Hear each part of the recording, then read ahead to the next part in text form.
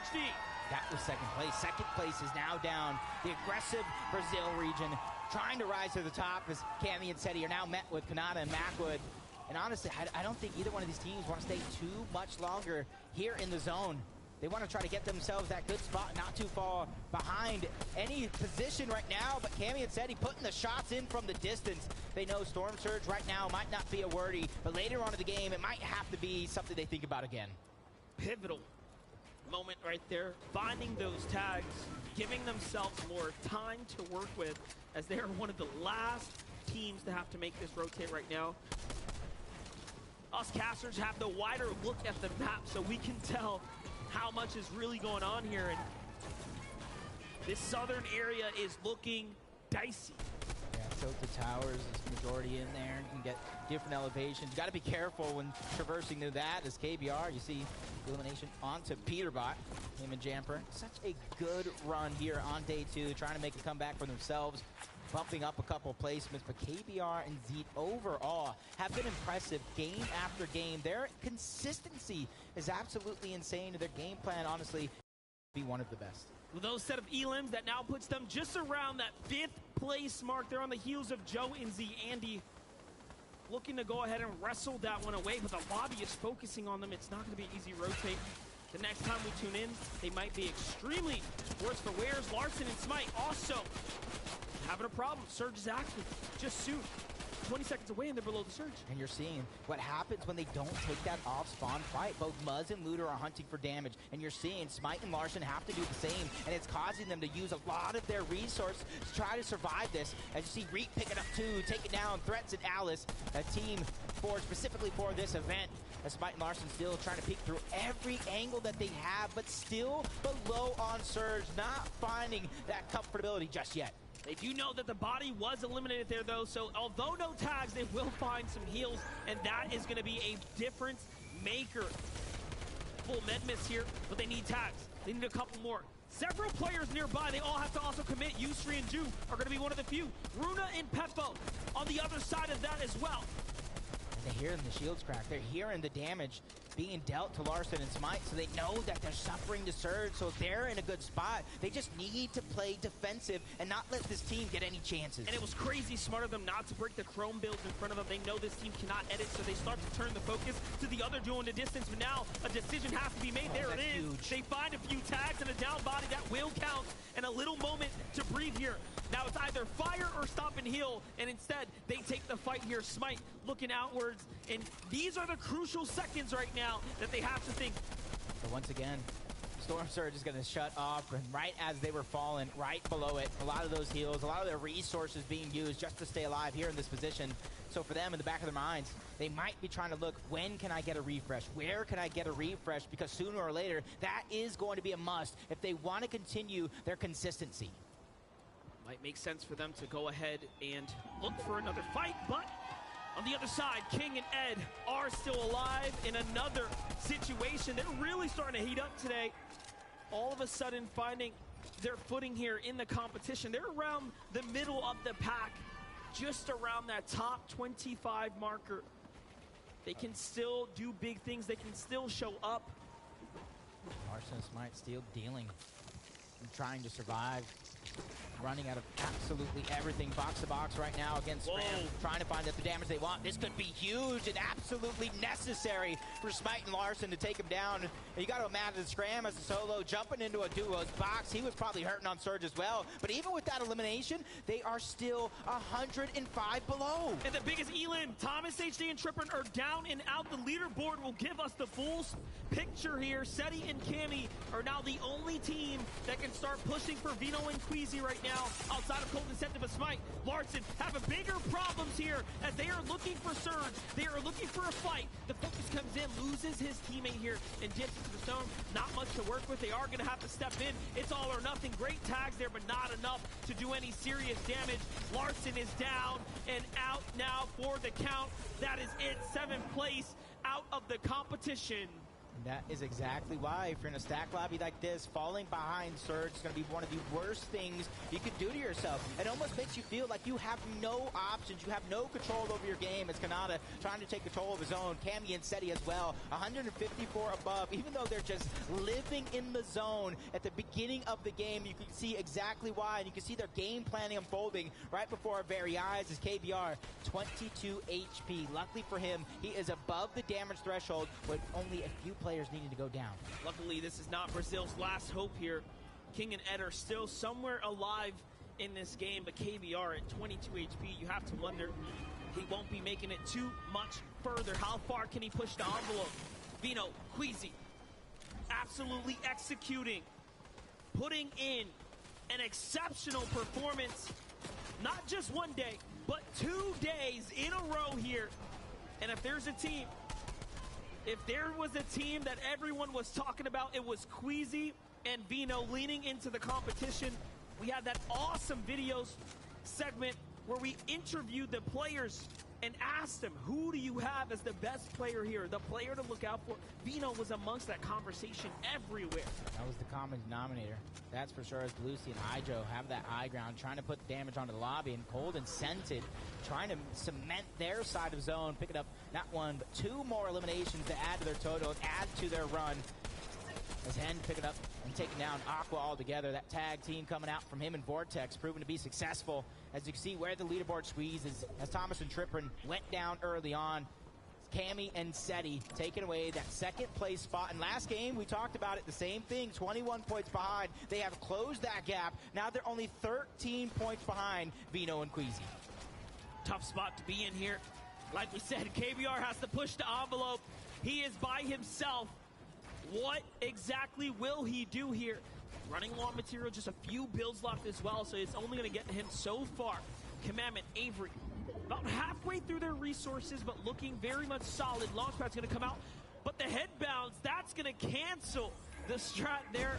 Unfortunately for him, Clicks is still alive here alongside Duke. They have plenty of heals to work with, but already the lobby focus. He tries to fight his way to the launch pad. This is tough. It's just moments away from being ticked out, and now he's holding on.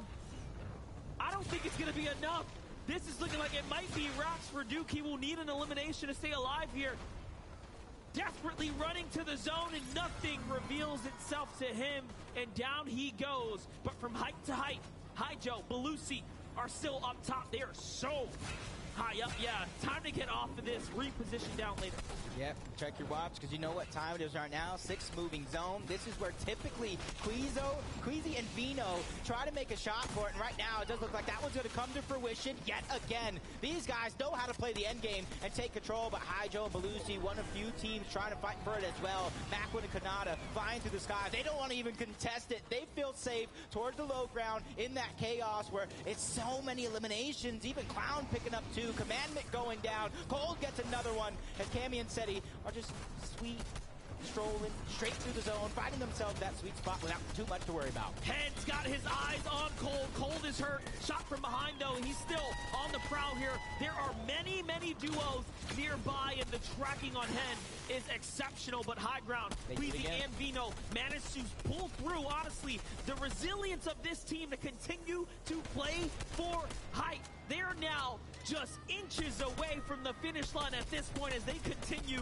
to dominate the lobby. And look at that. They're going to be able to hold high ground on top of the blimp. They only just have to force one duo and then maybe reach down off as Cold, Scented, working their way through the mud.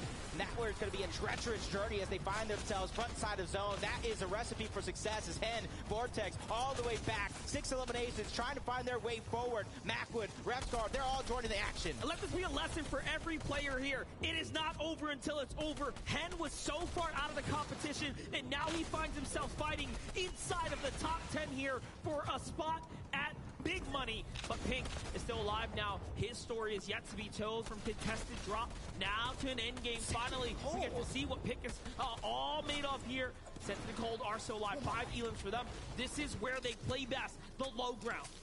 They have to be careful, though. That's going with an elevation change. They gotta start it now or never, and a good shot by Noah Riley to take down Reek. Everybody having those struggles. Pink goes down to the storm. Cammy gets credit for that elimination. 2 more total. They get their 6 as well. 4 for Revsguard. These guys are lighting up the leaderboard, but the team having free rotation after free rotation. Queasy and Vino pressuring the lobby from the high ground. They're looking so good doing it as well. Lucy and Hydra trying to get out, and no, swatted out the sky. It's over. It's a no-fly zone. And Vino and Queasy are just running away with height. Meanwhile, Sentin finds one of the feet there. Sentin and Cold might be one of NAE's last hope inside this last lobby.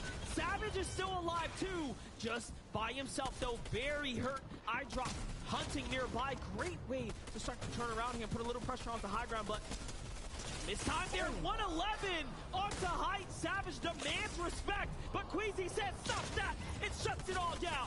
Perfect opportunity to stagger himself to the backside of zone. Spots eye drop up, but he continues to drop down low. High ground was taken away by Cammy and Seti. Better late than never as they're forcing everybody down, and they have that free rotation towards the low ground if they want to take it. This is excellent now. Cammy and Seti have a chance here to close the gap and take back first place. They started it off that way, and they want to remain, but Queasy is still here. Don't count him out.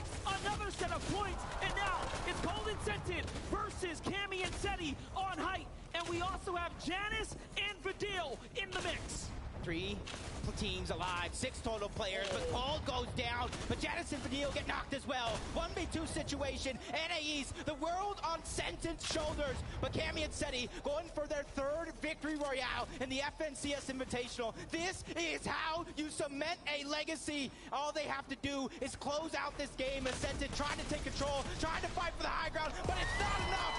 EU strikes again with Seti and Cammy taking their 3rd victory royale. I don't know how they do it, but they have the face of champions. They go ahead, they sit down, and they play this one out through to the end.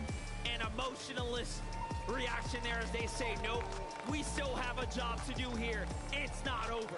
Not over until that 12th game is done and dusted, and that was only number 9. This one is heating up quick as the teams at the top of the leaderboard are trying to take control of everything that they can. They're trying to do everything in their power to not let it slip through, because Monster, at this point in time, nobody at the top can afford a bad game. That is true. They cannot. As the winners start to take to the stage, we will get to touch base with them one more time this weekend. Let's go ahead and send it on down to the floor to get the update. Thank you very much, MDF and Jay. Give it up for Cammy and Seti, everyone! We've spoken so many times the last few days. We're almost approaching getting matching bracelets time. This is crazy.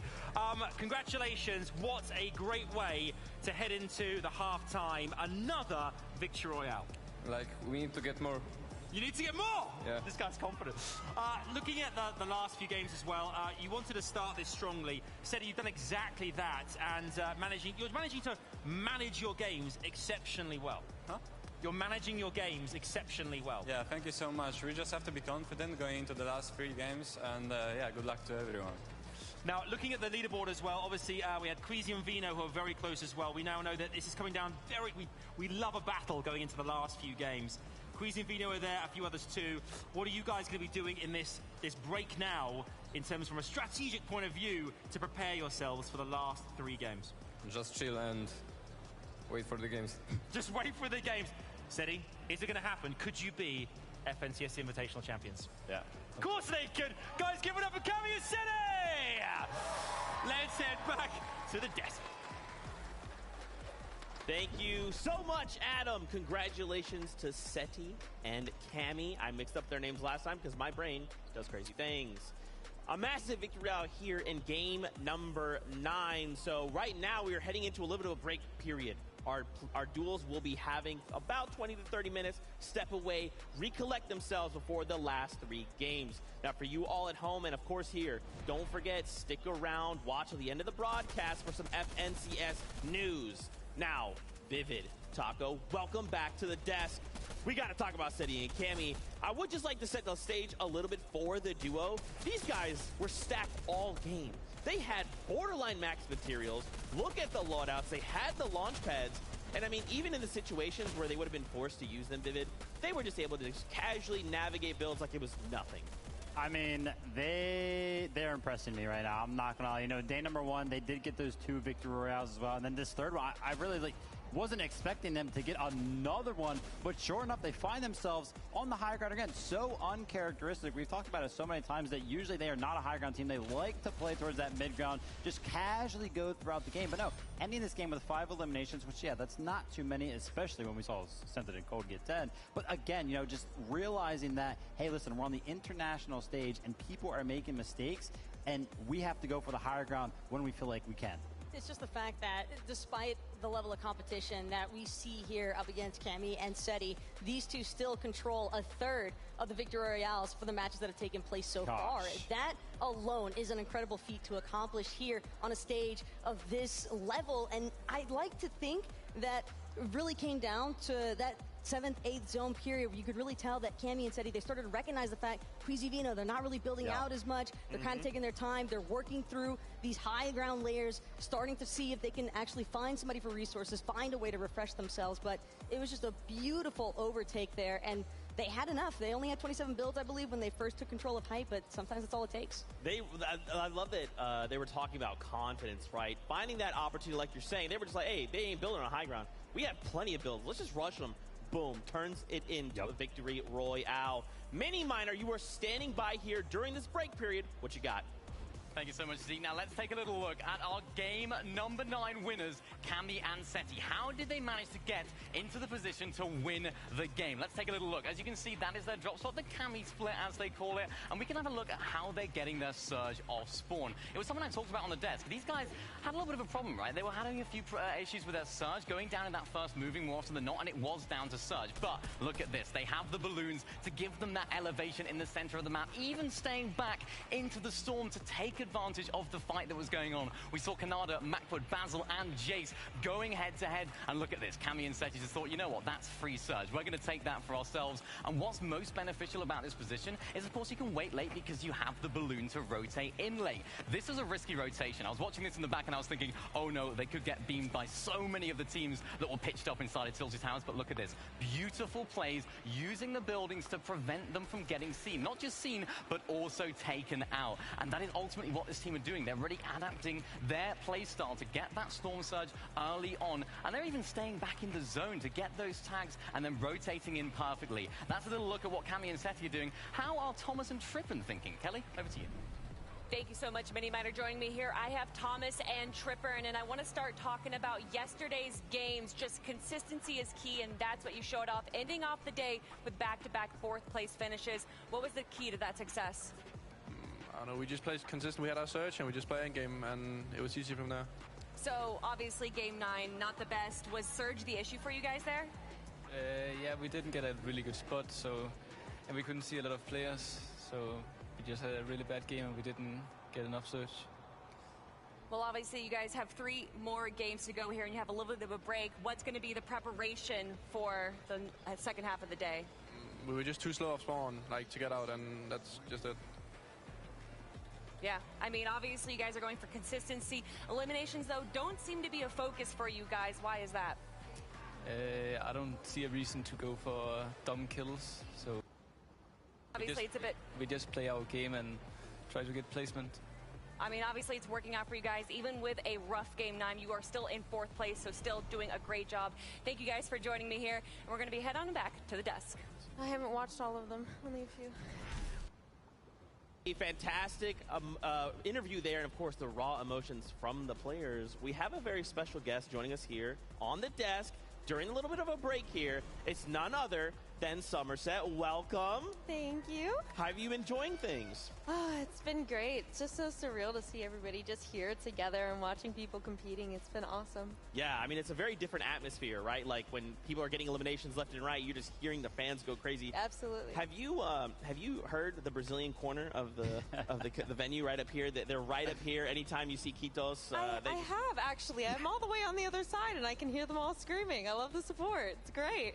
You can still, you love to see it. Yes. Let's take a look at the leaderboard here. We'd love to kind of pick your brain. Somerset, you're one of the best to do it. I mean, one of the toppest here competitive players Don't act like we don't watch, because we all know. I want to kind of just get your thoughts here. When we look at this top 10, is there anyone that kind of stands out to you that you're maybe thinking, look, I would really like these guys to do well, or maybe even I want these guys to do better? For me personally, I've been watching Queasy and a lot recently. They've been absolutely dominating. But also I have a couple of friends on the board, like Tripper and Thomas HD. I really want them to do well. And they're all such good players, and there's always something that makes them stand out. So every game, it's just a surprise to see how they play and how they play against one another after they've been doing it for years. Yeah. How do you keep yourself focused, especially like in a situation like this?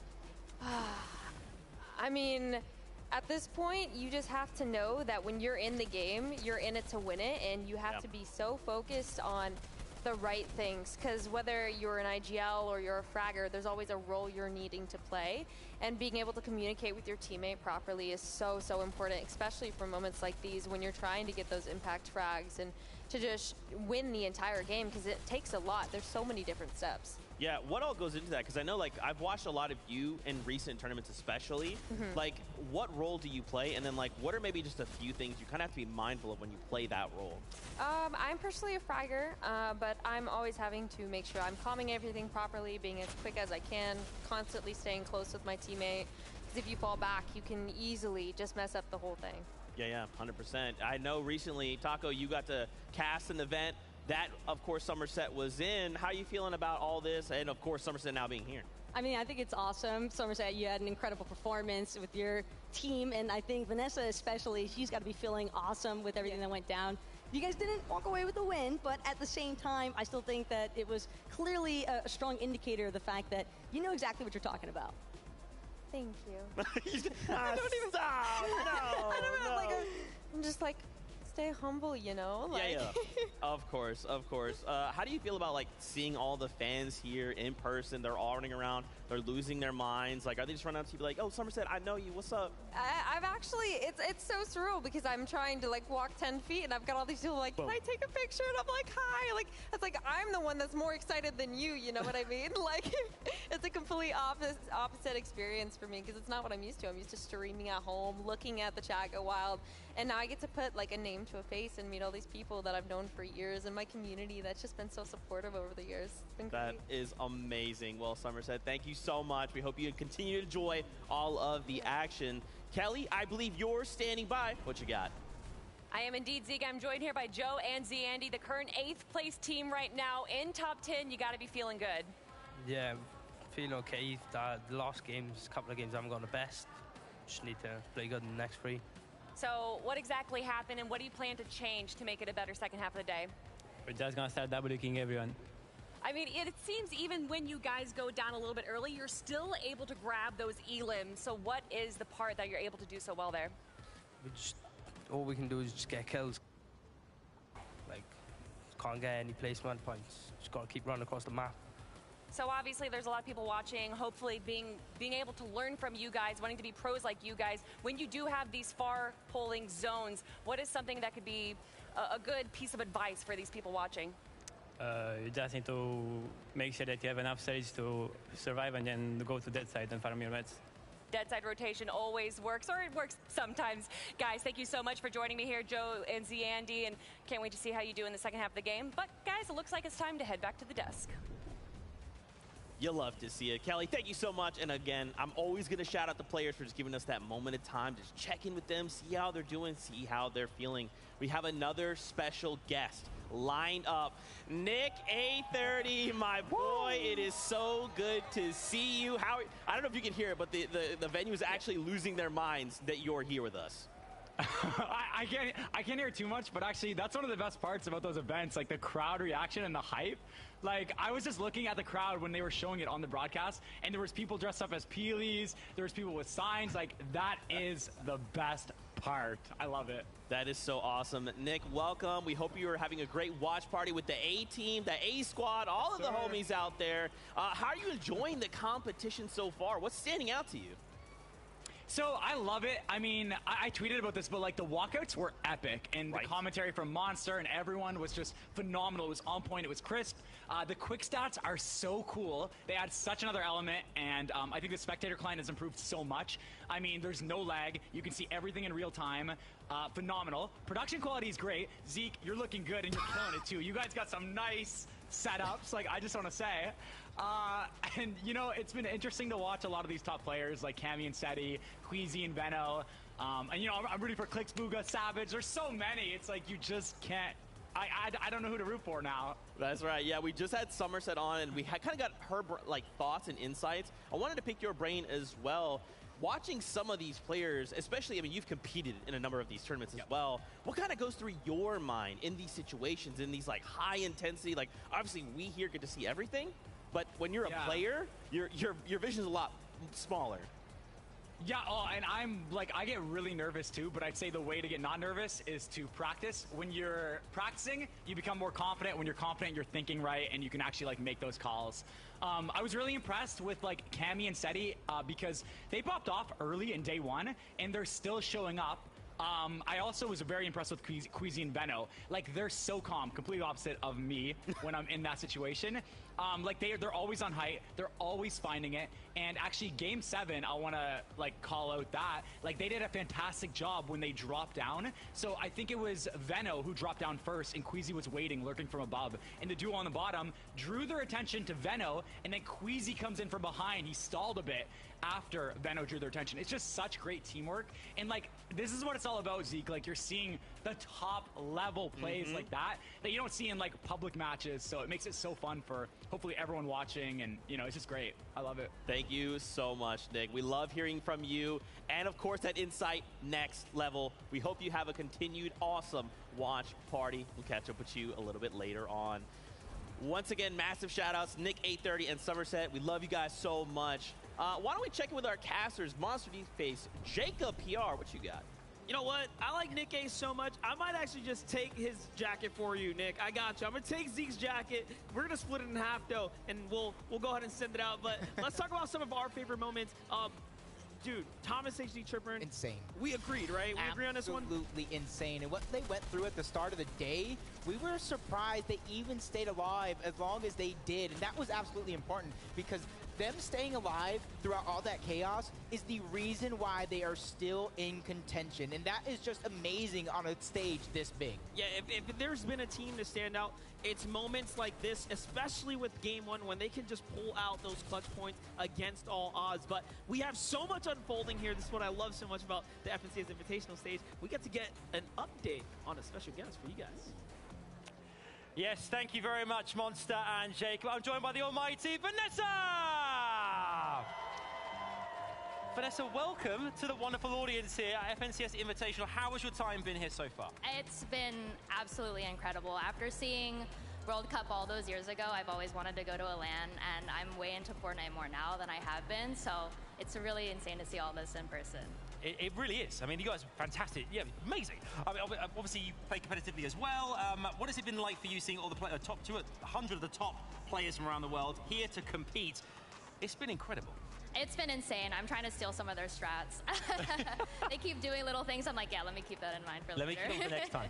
And also, I mean, community-wise as well, obviously World Cup, now here Invitational a few years later. How great has this been for everyone watching at home and for these audiences as well? I can only imagine how good the broadcast looks just on a laptop or a phone or on a PC because it's incredible in person.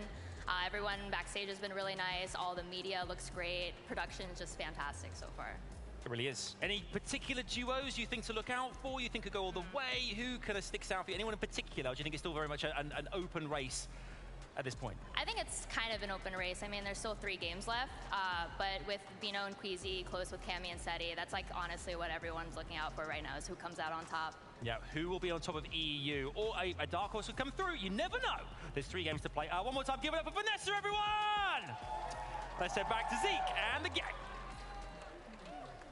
Thank you so much, Adam. And look, we just talked about Somerset paired up with Vanessa. There was Vanessa way over there. I don't know how we pulled this off It is absolutely crazy. Now, we've had a couple moments throughout both of the 2 days of competition to do a little bit of a listen-in, right? To catch these raw moments from the player in those high-intensity elimination moments, or even just like, what are we going to do next? Let's take a listen. We can do that, maybe. I got 2 gotchas and like I got nothing, bro. I'm a broke here right now. 3 gotchas, bro. Nothing, bro. We got zone, by the way. We need to get early search. Yeah. I'm gonna look towards thingy. Gotcha, promise you. I see one. 26, 39. Look there, he's southeast. He's coming towards us and he stopped. What if it's a solo, maybe? Big kid coming in behind. They're fighting in here, I think. Face. Got it. Nice, bro.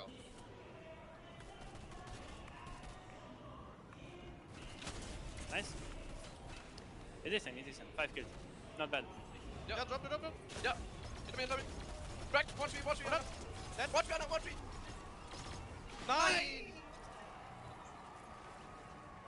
Yeah, let's see where zone is in 30 seconds. If it's far, keep the bubbles. Drop my bubbles. They went so. Yeah, drop your bubbles. I'm chugging. Come on. Look as well. A dead 200. Nice. I got chugged. Yeah, you need to go. More I have no chugged. mats. Yeah, come here. Just go. Get ahead. We just play for placement. Get all the 150? place. Yeah. 150 on height. I'm coming down though. That on me. I got buddy. Yeah. Adding. Jump in. Go box. Get it. Push me. Nice, bro. Second. They padded up. I dropped. Team padded up. Okay. Go down. Position. Nice. We hope you enjoyed that. Now, guess what? We got a really special interview from Adam, who is on the stage. This is Around the World. It certainly is. Thank you very much. We have 2 phenomenal players here on the stage. So big round of applause for Pars and Jace. All right, guys. Good to see you. Obviously, what a fantastic experience it's been. Pars representing NA West here. What has it been like being here in North Carolina with these beautiful people here and competing against this stacked lobby? It's been an amazing experience. Honestly, it's my first LAN, so I didn't really have any expectations going into this. But the whole thing's just been incredible. Has it made a big difference playing in front of the audience, knowing, I mean, as well, being the player hotel, being around the other players, has it really added to the experience for you? Yeah, just the atmosphere in general is just incredible. It's electric. It really is. And Jace as well from OCE. What's it been like for you as well? I guess, you know, all the way from like Australia. Yeah. What's it been like being here in North Carolina competing in front of the crowd and everyone at home? Yeah, no, it's been cool. It's a new experience because I've never been at LAN before, but yeah, it's been fun. What do you think you'll take away from this? Obviously, the community have been absolutely loving this as well. What do you take away from this experience as well? Just experience for more LANs in the future, hopefully, and hopefully next time can win and not come last, but yeah. Don't be such a pessimist. Always have hope. One more time, give it up for Pars and Jace! Thank you, fellas. Back to you, Zeke. Thank you so much. Jace, listen. You're gonna go far, all right? Believe in the me that believes in you, okay? We still got 3 games, ain't nothing. Come on, Jace, you got this. Fantastic to see now. Our players are slowly kind of making their way back onto the stage. They've kind of had this little bit of a break to collect themselves, talk amongst their duo, potentially a coach. What are kind of some of our expectations? We only have 3 games left to go, Vivid. Now, more than ever, it is vital for these duos to put everything on the table. It is, yeah. There's only 3 more. You know, when we were playing yesterday, it was like, oh, we have tomorrow. When we started the day, it was like, oh, there's a lot of games left, 6 games. But no, now the halftime, like you mentioned, is over. Only 3 more left to do it. And the top 3 on the top of the leaderboard right now, they are pulling away from the rest of the competition. So not only do you have to perform, but you also have to stop them from gaining points if you want to break into that. It's 2 things from how I look at it, because as far as the top 3 to 5 are concerned, you don't want to start hitting that autopilot region. And what I mean by that is you don't want to start thinking about, oh, well, this is what it looks like to be first place. You start thinking about yourself having already won. Cammy and Seti, Queasy and Vino, these 2 are just duking out nonstop back and forth between who's actually going to stay in that first place position. And I want to see the bottom as well, those teams, I don't want them to check out necessarily because there are still 3 games. There is still a substantial amount of prize pool money up for grabs and some pretty significant jumps if you can get just 1, 2, 3 more placements. Yeah, I think that's kind of my key takeaway as well when we watch things like the FNCS for their respective regions. It's not over until game 12. Anything can and anything will happen, right? So for all of you here in the venue, for all you watching at home, if you have a favorite duo that maybe isn't where you want them to be, continue to cheer them on, right? Until that last game, anything can happen. They can find that refresh. They can make it into that top 5 and get the Victory Royale. Anything can happen. You can see these players are zeroed in. They're focused, vivid. The pressure is on. You've been in situations like this. Oh, gosh. What is going through these guys' mind? Do you think some of them are maybe racing? Are some of them trying to calm that storm? Are some of them just like, yo, I'm the best, let's keep that going? I can tell you right now, for probably a lot of them, the end result, right? Every single possibility is running through their minds. Are we going to end up on top? What if we get second? What if we lose by 1 point? What if we lose by 2 points? What if I got that one elimination in the last game? All of it right now is racing because we are in this little bit of a break. But the ones, there are a couple of them out there that are still thinking strategy, that are still fully mentally reset, and they're locked in for this game, and those are the ones that have the edge. And look, I know I just mentioned about how we are primarily looking towards Queasy and Vino and Cammy and Seti in that 1st and 2nd place position, but Cold and Scented, by the way, each of them in that last match with 5 elims apiece. That's 10 elims collectively and a 20-point difference in their actual scoreboard. So as far as the leaderboard is concerned, these guys have just been steadily climbing. I believe they're actually 3rd currently in that leaderboard position. And if we're talking about a dark horse entering the race, I'd say these 2 are the ones to keep an eye out for. It's incredible, the storyline, really, because I think that they were, expecting themselves to be contested, actually, and I don't think that they have been getting contested pretty much any of these games, which is why we can see them rising up the leaderboard so fast. But then even coming into today, right, like we were talking about, there was 5 EU teams in the top 10 and 4 NA East, and Acorn and the Edgy were that top NA East team, whereas Cold and Scented, I believe, were in 8th coming into today. But now, in 3rd place as well, so taking that top NA East spot, and they're on a hot streak right now. Like, they're coming for top 2. Yeah, man, and I think one of, I guess a reminder for us as we watch these games, remember these players only have their perspective, right? So to us, when these players are possibly making what we would consider a mistake, they don't have all the data, right? We're watching all these perspectives. We have the bird's eye view, so we can see a lot more. So I think for a lot of these players, kind of being able to go back last night to spend that crucial time to say, okay, let's VOD review. What happened? What actually led to us ending the day the way we did? I'm happy to report a lot of these players, pretty much all of them, were back at the hotel reviewing every little thing, man. Yeah, and that's what it's all about, right? Like we talked about it on day number 1, hey, listen, some of these teams are going to go back to the hotel, they're going to reset, they're going to watch the VODs, watch some of the mistakes. I was there in the room. I know Acorn and Edgy, they were working hard as well. Like I mentioned earlier, they did come into the day 4th place position. They were still VOD reviewing, working hard, even though they did get that top 4 spot. So the hard work is being put in for sure. And it's also just awesome seeing the amount of dedication as well, because it is quite the grind, both physically and mentally, I think, to just sit here playing through those 6 matches, go home, sit through more VOD review, and you're still staying mentally honed in. That's not an easy accomplishment by any means for all of these duos that are here competing. And I also want to just try and keep an eye out in that top 10 specifically, because we talked about Cold and Scented kind of making their way up in the leaderboards, but there has been a whole lot of shakeups as far as 4th through 9th are concerned in the placements. That's right. I mean, here, the tension is real. Raleigh, North Carolina here, the Raleigh Convention Center. I know y'all have been able to hear this crowd go absolutely insane. We've had 3 games already with 3 left. There was a break between these 3 sets of games, so a lot of these players have collected themselves. And you can just tell, man, anytime we take a look at these faces, they're just thinking like, okay, look, whatever happened doesn't matter. Like, I just have to perform here for the next 3 games. Yeah, and some of them don't even really care for the break even, right? Like, I know that we had that interview with Cammy and Seti right after they got that victory royale, right before the break, basically. And Cammy was just like, or Adam asked Cammy, hey, like, what are you going to do on the break? And Cammy was like, I'm just going to wait for the next game, like, right? Like, some of them are still locked in. That break isn't even phasing them at all. And then Seti's been loving it, right? He's got a big smile on his face all the time, feeling confident.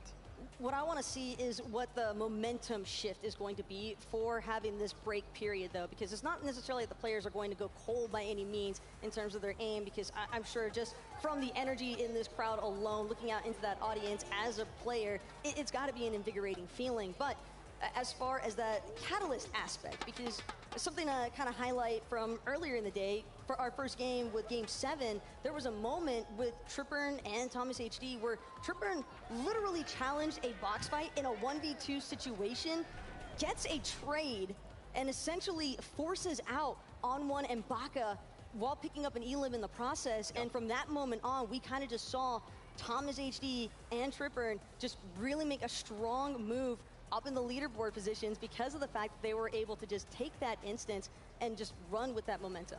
Yeah, there's a pretty big tonal shift coming into today, right? We observed a lot of duos yesterday. Storm Surge was rampant, right? And a lot of them kept kind of saying the same thing. We need to get more aggressive. Today, duos are realizing that. We have to go absolutely ham if we want. That solves our Storm issues. That solves our issue of we don't have mats or weapons or whatever. We just have to get refreshes, right? We always go into that mid-game zone ready to go. But for some duos, it's still not enough. It's what I'm like, the trend we're seeing is they're getting aggressive, they're finding eliminations, they're doing all the things, but they have nothing left in the tank. I mean, that's just Fortnite and Storm Surge in general, unfortunately, right? And I love that you've kind of pointed out that aggression. I feel like Vico has been one of those players that we have seen constantly try to get aggressive off spawn in that early game, landing over at the reality tree. I just feel like every single time we tuned in with him, he was like looking for a fight. So he himself knows that he has to go get aggressive, but he's also confident in his aggressive. Coming off the back foot of that, a phenomenal game yesterday. I would be feeling confident too. I'm glad that you brought up Vico, though, because even last night in the player lounge, he was just so energetic, so excited. And the one thing that I remember him distinctly talking about was, I'm aiming for that third place position at a minimum. Okay. He wanted to make sure that everybody there was aware of the fact that he is doing everything in his power to try and elevate himself from that 9th place position where he started out today. And I believe it's still a decent amount of work cut out for him, but if he's able to keep consistently putting up elims like what we've been witnessing, you never know, because we've already seen duos such as Hen and Vortex, for example, where they secured 50 points in one match. I love the fact that that we're talking about players right now, and one of them that we have to talk about, Zeke, is Vino. Yeah, man, just take a look at these stats. I mean, Vino, I will always continue to talk about this player, specifically his evolution. Ever since he hit the competitive scene, he was always known as just the guy that could do one thing. He will not lose a fight, ever. You put him on any team, you got a problem, you send him in. He takes care of the issue, but now he's evolving, right? He's understanding, okay, maybe I can kind of do both. And we've seen many players not capable of doing that. Some can say, well, I can IGL, but I'm not most comfortable fighting. And then we see the same on the other side. Vino is one of the very few players that can kind of do both. Yeah, look at him. 2 thumbs up right there, 2 peace signs. He's feeling confident. He wants to get into the next game. And shout out to Nick A30, right? I'm supposed to be the analyst, and he was the one breaking down one of their plays. It's actually one of their, like, their highlight plays that they do all the time. They do this thing where one of them drops down on one side, and then the other comes right down on the other side. And Nick A30 spotted that. So shout out to him for having that analytical mind, having the game knowledge. But Cammy and Seti talk about game knowledge, being well aware of their surroundings at all points during the game, so much so that we have seen them take high ground twice now when that has like never been done before by this duo. No, but they understand fully that when it comes to the competitive environment, especially an in-person event like the FNCS Invitational, you're going to have to be flexible, and that is exactly what they have managed to deliver time and time again. The fact, again, that they have a third of the Victory Royales out of the matches that have been played so far speaks volumes. And again, I think that as far as Cammy and Seti, they're also keeping in mind, we might have 3 Victory Royales, but at the same time, we're still not in first place. That as well, I think, is an incredible metric to gauge things by for just how in control Queasy and Vino just have been throughout each of these rounds. Yeah, that's right, you guys. This insight is next level. Why don't we check with Mini Miner to get his thoughts on the competition? Thank you, Zeke. Now, yeah, this is a huge moment in the tournament, right? We're halfway through day 2. Game 9 has been completed. I want to talk about how these players are feeling mentally. How strong do you have to be in these moments as a player on that huge stage in front of this incredible crowd to stay calm, stay confident, and stay effective in your plan? We've seen so many teams switch things up on day 1, and I feel like we've seen less of that in day 2. We've seen teams that are sort of thinking about, you know what, let's just stick to our guns, let's just stick to what we know, and let's try and see if it works, right? right? We're seeing Cammy and Seti returning to the low ground quite often as well, picking up elimination after elimination. I touched on their Storm Surge strategies earlier on as well, and these guys are looking really, really strong when they are in that position. And I think they could take it all, you know. These are one of those teams that if they are getting those end games, if they're getting there consistently with this great Storm Surge plan that they have, they could definitely take it all. Of course, we talk about Queasy and Vino taking the high ground, but that is, of course, very relevant and very reliant, if you like, on their material management as well. So it's exciting back here. The hype is real, and I can't wait to see what's happening next. Thank you so much for that insight, Mini Miner. Once again, we've just had a little bit of a break, so if you're just tuning in, you're wondering what's going on, we've played 3 matches. We gave the players a moment to breathe. We had them step away, collect themselves, and now they are back. We will be getting into games in just a little bit. I want to turn attention to the standings. Queasy, Vino have maintained this lead almost all day, but Cammy, Seti, they are right there, man. They are in lockstep with this duo. They are looking, waiting for Queasy and Vino to make a mistake. Now, last game, we did see that. They finally said, high ground, we're sick of it. And they pushed them, and it worked. Now, this does go back to Mini Miner's point, though. They haven't been managing resources as well as they could be. Exactly, but I love the fact that you mentioned that, you know, Cammy and Seti, quote-unquote, are sick of the high ground, because another team that was kind of sick of the high ground, even actually so much so that they love playing the low ground, it's Cold and Scented, and they were just running through the lobby throughout the low ground. 10 eliminations is what they finished that game number 3 with, and they're hot on the heels of that top 2. And Cold and Scented, I think, have just been working very seamlessly with each other. You can really see this duo's chemistry come to light whenever they're playing through these first and second moving zones. And I think more specifically, Scented as well has really been surprising a lot of these other duos, just taking such aggressive instances that I don't think you would naturally expect those challenges right away, but it just doesn't seem as though Cold or Scented are willing to miss today. And the teamwork is always there. This is one of the things that I am most impressed by when I watch these 2 guys play on NA East. You can see in almost every single highlight, pay attention, they are always doing the exact same thing. They know what the other person is doing. They know where that other person is at, whether they're going to get that shot in. And it seems like they always get that prime shotgun shot off at the same exact time collectively. So it's like 2 people just firing that shot at the same exact time every single time, whether it's an edit, whether it's piece control, anything. It's about that synergy factor, right? This is kind of something we've danced around, I would say, over the past 2 days of competition, right? Some of these duos they've been doing as long as we can remember, right? Cammy, Seti. Some people have come together for the first time in this competition. For this duo in particular, they, to your point, are basically the same person. They act as a single entity, right? When we watch duos like Queasy and Vino, it's like, oh, I don't know, I got to go take high ground, Vino, go down there and deal with it. For this duo, they're like, hey, we need to accomplish a goal. Yeah. Let's just go put our heads together and take that together. And it works so well, especially when they get to that hot, or that low, I almost said high ground, that low ground position, because Scented has been playing it for so long. They're back to when he got multiple second places, so he himself, you know, not to mention, is still chasing that championship title. And, you know, right now I think he's like 54 points behind, definitely within striking distance. That's like 1 game. If Queasy and Vino and Cammy and Seti both go down early, then Cold and Scented are being set up very, very well. And that's another thing that I love about looking at the top 10 of the leaderboard and even seeing some of the players that are in those 11th through 20th positions is that there are so many duos out here that we see in that top 10 who are chasing the prestige of their first championship title for an event, and to accomplish it here at the FNCS Invitational, one of the first in-person events that we've been able to witness in quite some time for Fortnite. It's just absolutely insane, and I can understand why these players are just so excited to continue the competition, to keep trying to showcase that this is what we've been grinding for. I mean, just look at these emotions, right? These are just a handful of highlights from every victory royale we've seen. You could just see on their face. Well, unless you're Cammy and Seti, then. Yeah, Cammy's just the like. single clap. Yeah, you know what? 1 clap, boop. Another day in the office. I mean, we're starting to see a lot of familiar faces here, getting back-to-back victory royales or cumulative victory royales. Man, oh man, it just kind of begs the question, what the heck are we going to see in these last 3 games, man? You know, game number, let me think, let me do a little bit, what was that, game number 9? Yeah, game number 9. So, Belusi and Hyja, right, they were kind of tired of seeing Queasy and Vino up on the high ground, and they themselves were actually up there, so much so that they had it going into the moving zones, right? And then they lost it to Queasy and Vino. Who would have thought? But then they went for it again later on, so the battle was kind of continuing. And that's something that Queasy and Vino are actually known for. So maybe they're stealing a little bit of a strategy out of their book, because I have seen Queasy and Vino actually lose that high ground on a multiple occasions throughout the Invitational alone. But it's like, a minute later, they're just back on that high ground. So I feel like that strategy where you kind of just let somebody take high ground and you're like, all right, whatever, let me reset, let me go get a more advantageous position, and then just take it right back. That's something that Queasy and Vino love to do. However, like I mentioned, Haijo and Lucy were the ones that pulled it out that game.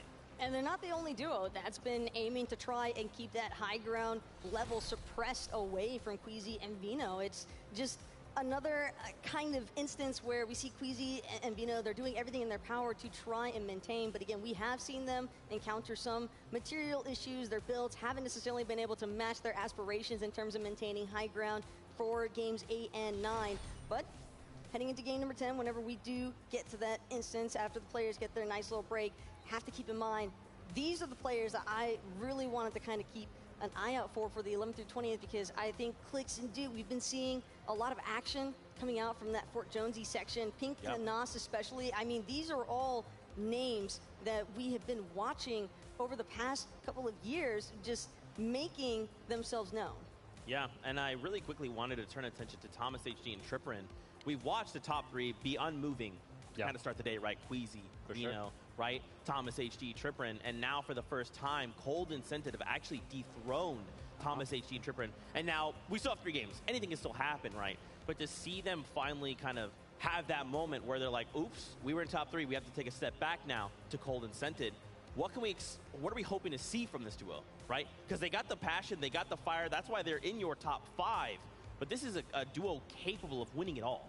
So Cold and Seth aren't too far ahead right now, right? I think it was like 3 points, 4 points. Exactly. So we consider maybe a little bit of a tie right now, right? You just have to have a good game out of Thomas and Tripperin. I mean, it was just one game, right? One slip up. I want to see them return to the form that they had in Game 7 and Game 8.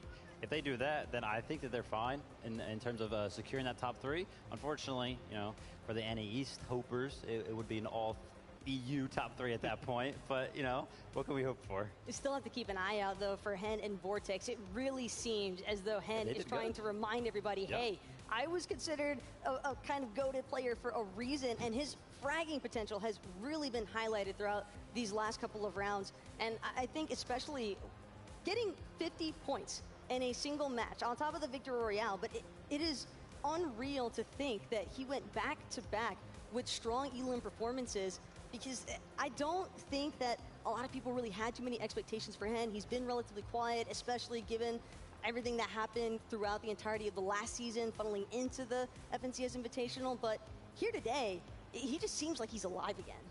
Yeah, for a lot of these duos, they're kind of thinking that, right? Last opportunity, 3 games. Let's just play with an open heart. Let's see what can be done. For sure. It is almost that time, so very quickly, don't forget, watch all the way to the end of the show for some FNCS news for Vanessa, Somerset, Nick, A30. We really appreciate y'all coming, hanging out with us, and giving us your insight. We're going to check in with MDF and Jacob really quickly. I want to hear from them.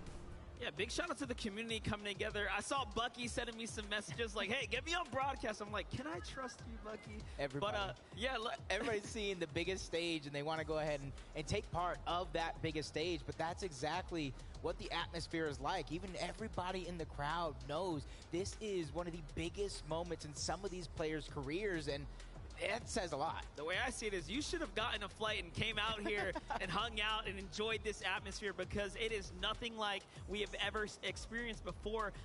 One thing I also want to give huge credits and shout outs to, let's just think about how well Europe is playing as a whole. One of the questions I think the community was asking was, why is it that they have been so good? It's the practice. It's all the practice they put in over the last year. It's no surprise that European scrims have just been at an all-time high. And you have to shout out the Noble Scrims, of course, for putting on these games for them, because it is showing off that they are doing very well now. Yeah, practice makes perfect. And one of the always things that I've said throughout my career in general is you got to do twice the work to stay on top than you did to even get there in the first place. Because there's a thing that some people like to feel complacent. Oh, I achieved first place. I got my FNCS champion. Now it's time to relax. And no, that is actually the complete opposite, especially when you get invited to a global competition like this. There is nobody that is really going to give you any single chance. And it's super interesting when we got to talk to the pro players. A lot of what they say is, hey, the way you improve nowadays, that what we do is actually we just play in creative. We just go head to head on a very frequent basis. But you're seeing now that, you know, playing those end game tournaments, really putting in the work in zone war-esque style tournaments. That's what we love about creative, is you can take it any way. That is some of the best practice you can use to start to hone in and become some of the best of the best. Yeah, and you can even see like that practice that you're talking about, Queasy and Vino, time and time again, that 6 moving zone, that's when you can really count on them to really try to go ahead and take some of that height. But we can count on the Des to go ahead and hold us down with more information.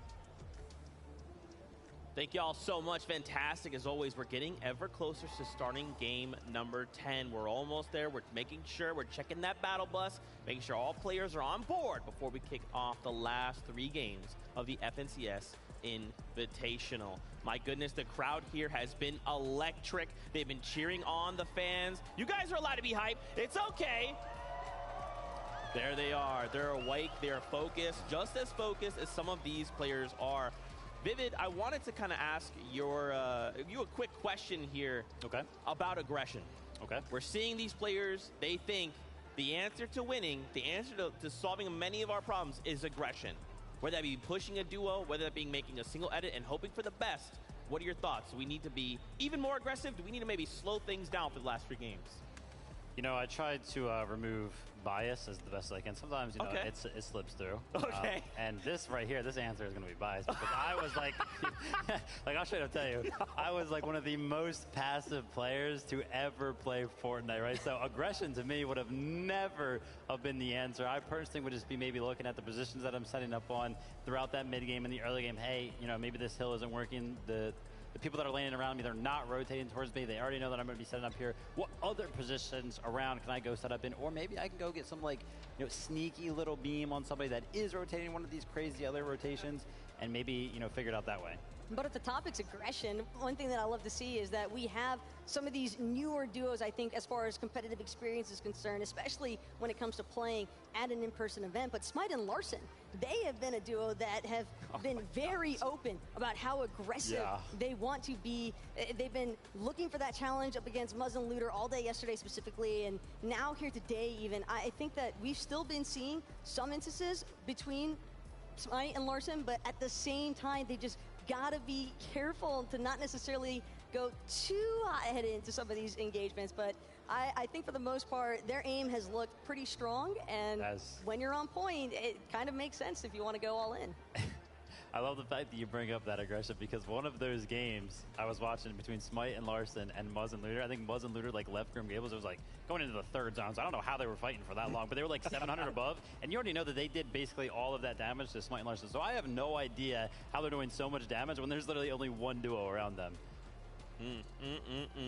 I'm getting word we have Mini Miner who is standing by with a special guest in the player area. Mini Miner, who you got? We have a very special guest indeed. We have Blake, one of our pro players, one of our alternate players here. Blake, of course, you're a pro player yourself. You've been in this situation before. All of these players going into the final few games. What must be going through their mind from your own experience? I mean, it's just an incredible experience being here. Not really the question, but yeah, they're definitely nervous. Like going into these last 3 games, you know, they gotta like bring it all and keep it up. Yeah, for those teams that aren't doing so well, how do you resolve those problems, right? If you're going into this final 3 games, things can change. So how do you approach the sort of attempt at fixing those? So I mean, like look at Hem. They started in like 40th place and they climbed all the way up today. So I mean, you just gotta like keep your mentality straight and not get tilted. And I feel like that's like the biggest thing. Like everyone has a chance to. Absolutely, everyone has a chance. Wise words indeed. Thank you very much, Blake, for the interview. Now back to you, Zeke, on the desk. Thank you so much. Blake, you are absolutely incredible. Never forget it. Now, I'm getting word we are standing by with Adam and Kelly. Hey, what do you two have? We have so much for you here, guys. We have had A lot of action thus far. 9 games gone, 3 to go. 27 countries, 7 regions. FNCS Invitational 2022. Only 3 games left. But everyone, before we can get into game number 10, we're going to need your help because the players need to hear you. The world needs to hear you. So we need to make some noise on 3. 1, 2, 3!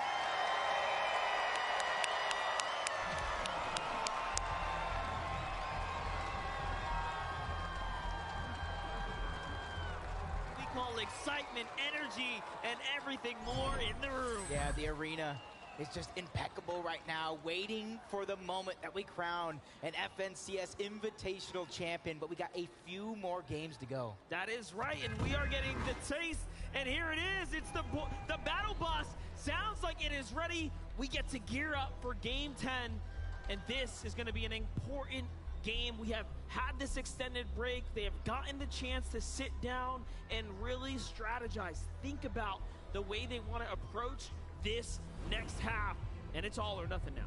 Yeah, big change-up of zones from day number 1 to day number 2. But for some of these teams at the top, Trippin, Thomas, Cammy, Seti, include at the top Queasy and Vino, nothing has really changed. They've stayed consistent through and through, and they are your front runners right now. But like Blake said in that interview, you cannot count anyone out. I bring flashbacks to Chapter 3, Season 3, NA East, where Commander Avery started day number 2 in 9th place and had an ending of a lifetime. That is right. Well, there are just 3 more games in front of us as we are now kicking this off. Mr. Savage and iDrop are going for an extremely wide split here, giving respect and distance to Onwon and Baka, who have had quite the day, if we do say so ourselves, putting up the performance. You can see they've really earned the respect here at Chrome Jam Junction. Early on, of course, we got to talk to iDrop, and all he had to say was, hey, I've been uncontested. I absolutely feel extremely confident here, but that has changed so far. Yeah, with the FNCS Invitational, this is where worlds collide. In last game, we saw an early game drop from Booga and Mero, and shots already being fired off by Vortexers. But Bevies, he takes a huge amount of damage. Mero gets targeted. He is going to be the first one down from this duo, leaving a ton of pressure on Booga's shoulders. Yeah, what's crazy about this is they have just switched up the strategy all the way and have decided they are just going to contest Booga and Mero. Cut their chances at performing any kind of comeback story here and earn themselves a real drop. That's some of the things you have to weigh, right? These are the decisions you have to make. There's nothing wrong with getting a side drop, a split drop, but realistically, if you want to win, you need to have winning loot. Trunkers has got it. Yep, going over to Grim Gables, a fight that we know so much off spawn. Larson and Smite, they have the majority of the victories over here, but last game you saw them kind of disengage, not really take that fight, but a fight that we know so well. Cold and Scented taking down Raze, and you gotta imagine Pars was there to follow. Both of them sent back to the lobby. The NA East duo starting off game number 10 hot. That's crazy because we haven't seen them actually contest them in that way, so they are mixing it up. And for them to do that tells us, hey, let's play for first. We want to play for points. Let's play for first. We got to close that gap. We need elims. And for Scented and Cold, a couple second place finishes, close calls right there, really smelling and tasting what could be theirs, but falling short a few times. Larson and Smite, they know how bad it was to disengage before. They want to be able to try to take this one, but 2 separate 1v1 fights. It's all about the individual in a duo competition. Meanwhile, I saw Vino find an elim as well in the feed, so our first place team already picking up the pace as well onto Alice. Shots on the other side, though. Muzz putting up a great defensive attempt here, but Larson is hurt. Not looking good for Smite and Larson right now, Jacob. Yeah, he's trying to backtrack, box to box, that individual fight. They want to bring it back to the duo.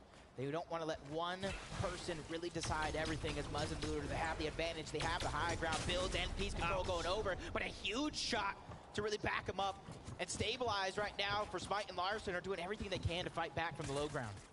Not looking too hot right now for Muzz as he has to reset. Starting to run low on the heels there as well for a second.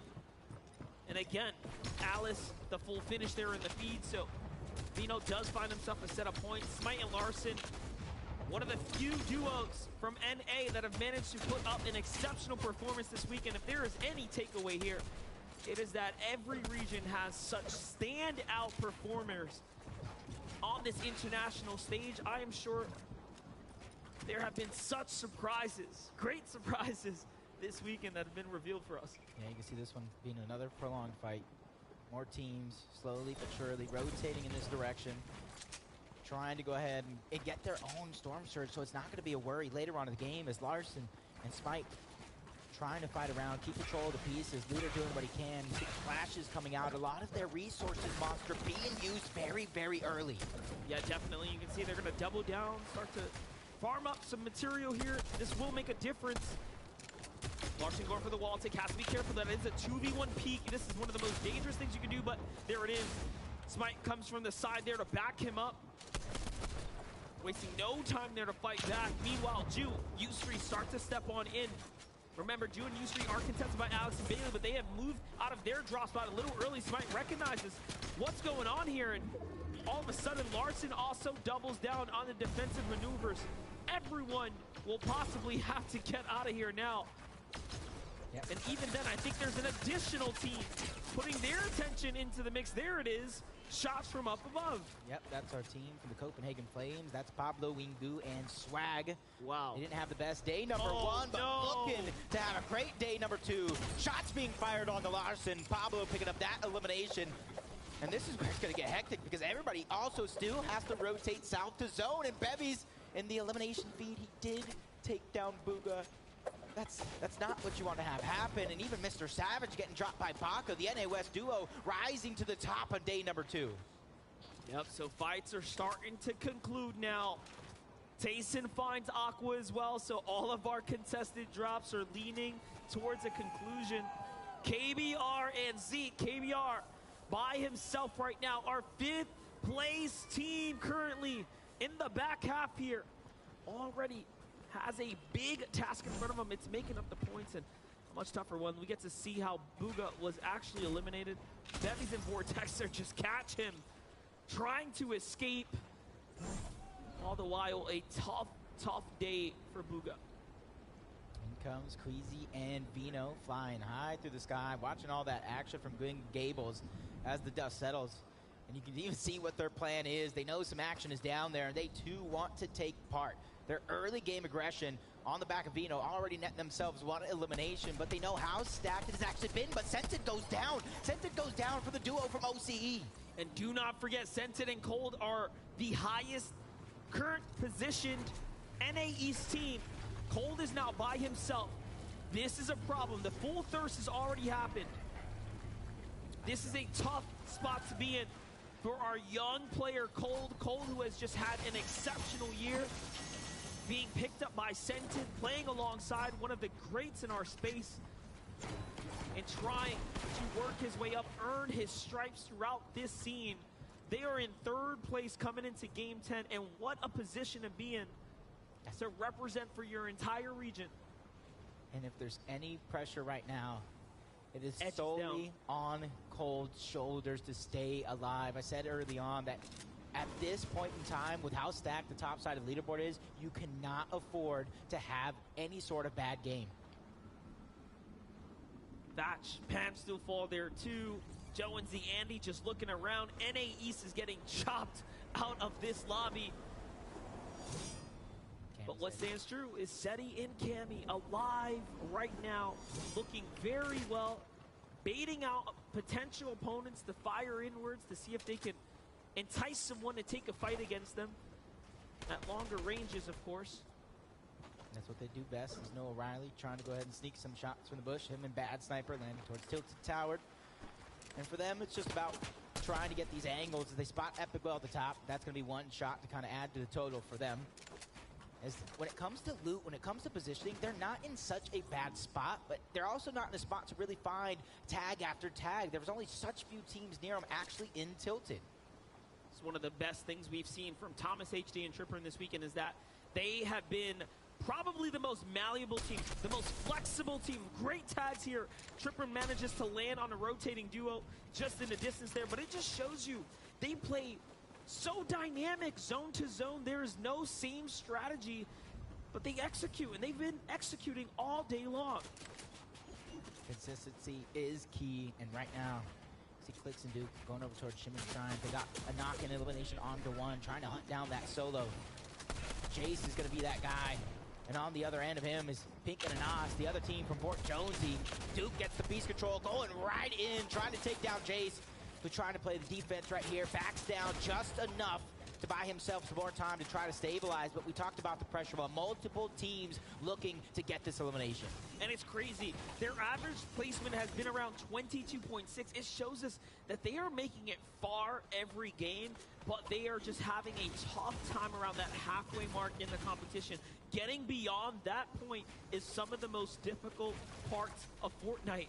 And if you're not executing perfectly, one mistake will cross you out. Yeah, and you got to imagine that when you split Fort Jonesy, you're not really getting too much damage on Storm Surge. You're not getting the best loadout. You're forced to kind of either look for tags or look for any sort of some resources. Clicks, spotting out the tags coming from the bush, tries to fire back, not being able to connect with anything. But Duke, once again, trying to push up. This team is in complete focus mode, trying to take control of their destiny, shoot to the top of the leaderboards.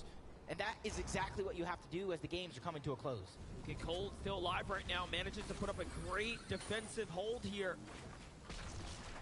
And it looks like they might have found an Elim along the way as well, or pushed off what was the opponents, and now the play to go ahead and get out and play for the reboot, play for the pickup. There's a med kit he's got. Well, timed information of this entire area. Look at that. Scented will be rebooted. Our third place team have a chance in this game. The crowd giving them some life as well. Let's see if they can take a page out of Asia's FNCS champion, Zagu and Miram. After their reboot, they ended up with a second place finish. But hold that thought. Middle East has arrived. Falcon Spy and Bravado Focus is just nearby. They will absolutely know there's a player at the reboot. The information was perfectly handed to them. They have everything they need to execute an ambush. There it is. Spy opens up, and now it's his time to shine here. It's his moment. This is the first fight we get to see him kick it off. I've watched him in creative. He is gross, but can he hit the shots when it matters most? The worst case scenario is a scrappy player like Spy and Focus here looking to fight back a huge 100. Cold puts down Focus, though, in a great fight, and Cold is 1v2ing here, as he only has a little bit of loot, set to find something in the distance, comes back to support, and he's here! And they turn it around! Make some noise for NAEast as Scented and Cold do it again. They have an entire region on their shoulders. So make sure we show them some love every single time, but for KBR, doing it for Brazil, 138 below the damage threshold for him. Getting that reboot if he tries is not going to be enough because so many teams are around. He needs to get damage all at the same time. His options are slowly closing. I must say, that was so impressive. I haven't let it down just yet, but let's look at KBR here. He needs 160 damage to get safe here. He's only bound 30. You need big tags. You cannot miss these. That's huge. There it is. Very nice, very nice. He sees another team in the distance. And look at this, turning up when it matters most. Doing just enough. Tag by tag, not getting too greedy. This is huge. 29 more, only 28 below. Top of the med miss, just trying to top himself off. The shots continue to get landed. KBR doing everything that he can, but you can see the numbers jumping, lowering in this lobby. Everybody taking part, but finally, the dust settles just enough. 2 above the damage threshold. That is the miracle KBR needed for now. Now imagine if he hadn't found any tag, he would be hundreds below the safety line there. But instead, he gets active, he does enough. Cammy and Seti in a zone fight. This could be a defining moment. EU versus Asia now. Peppo and Runa. Absolute savages. You know, what we've seen this weekend is that Asia can hang with the best of the best. Do not count them out. Can't count them out. Can't count them out at all, but it almost makes me wonder, are they suffering the surge? But Jace out of nowhere, trying to enter into the Fae. Basil was lost long ago, but Jace finally goes down. Peppo's going to be able to clean that one up. But Sammy, Cammy, and Seti getting the top once again. 657, finally leaving their drop spot. Literally on replay right now after every single game. And this is what they do best now. They will play extremely passive. They don't need to do much. They will be fine damage-wise. All they have to do is focus on positioning. That will be the name of the game for them. And also, let's just talk about, finally, we get a little bit of a mix-up here. The zone pulls south. There are new teams in this general area that need to step up. Vino doesn't care where it goes. He finds an Elam in the feed, showing us that you can pull south, you can pull north. He's going to make the best of the situation. Yeah, Noah Riley and Bad Sniper knows somebody is under pressure outside. Now, not only hear the storm surge, but see the shots getting fired off in the distance. Ed, that's a revive, and I think King is at least going to try and go for it. But Noah Riley and Bad Sniper are going to be the gatekeepers for them if they're trying to look for an exit. What's crazy about that is Noah Riley and Bad Sniper have no idea that that is Ed and King right there. And yes, you might have assumed he saw the feed. Take a look at how Vino picked up his elimination. Just boxes up Janice like it's nothing and takes him right out the lobby. Look at his face. He knows for a fact that that was a huge elimination, and he made it look easy. If anybody is full of confidence, it is Vino, 100%. You ask him who the best player in the world is, he's going to point at himself with 2 fingers, and honestly, it would be more if he had more. If you needed a clip to show you why, that's probably one of them. Onward and Baka also getting busy. Belusi's going to go down, cleaned up all together. That team from NA West, scrappy as can be, and that's why I kind of looked at them as a very under-the-radar team. What a crazy reaction time there from Thomas HD to defend off Snacky's peak. He saw Thomas HD swinging a little wide there. Here's KBR still alive. Remember, he survived the storm surge with just excellent tags, and still, it seems like he may not have a reboot card to save his teammate, and now he has to rotate out. But we've seen some interesting stats. When you actually pick up your teammate, you have, believe it or not, lower chances as far as the stats go to place higher, and that's because more often than not, you are worried about splitting your loot, effectively lowering your chances. So he actually has a great odds right now, just playing by himself, play his game, play to the best of his ability. Yeah, it's all about those solo points that you can get here in Game 10. And Scented and Cold coming back from the depths. That play, Cold, if anybody can do it, it is going to be him. And just hopefully they don't run out of gas, because right now they are in reach. You see it right there, 247 points in 3rd place. They still have a gap to close, though, Monster. And they are doing just that. I mean, they picked up those 2 Elims on Spy and Focus. Again, you don't see a team get rebooted and just find points like that. This is an incredible situation that's unfolding for Cold and Sensed, like giving quite literally a second chance in this game here. But we have a zone that's going to start to play out now. Things are going to begin to constrict. The zone pulls east, and this is going to favor Cold and Scented perfectly. Cammy and Seti are already here as well. It couldn't get any better for them. I like Cammy and Seti right now. The dust is settling. They're not getting overly aggressive, letting these opportunities naturally present themselves as they're gathering all that information. Walks, Robab in the distance, followed by Merstash and Malibu, who are a little separated. And in Vortex as well, looking good. 4 eliminations. Got to be feeling pretty confident when it comes to Storm Surge, especially since you're landing even more shots as players fly through the sky. Showing you what that Hammer Assault Rifle can do once you let it rip. 2 of them in hand, big damage. Vortex and Hen. This has been a great day for Vortex and Hen. Yeah. We talk about a team that was well outside the top 15 and then just all of a sudden turn online, come in now, earning themselves a 5th place after several rounds today. Robab goes down to Duke and Clicks.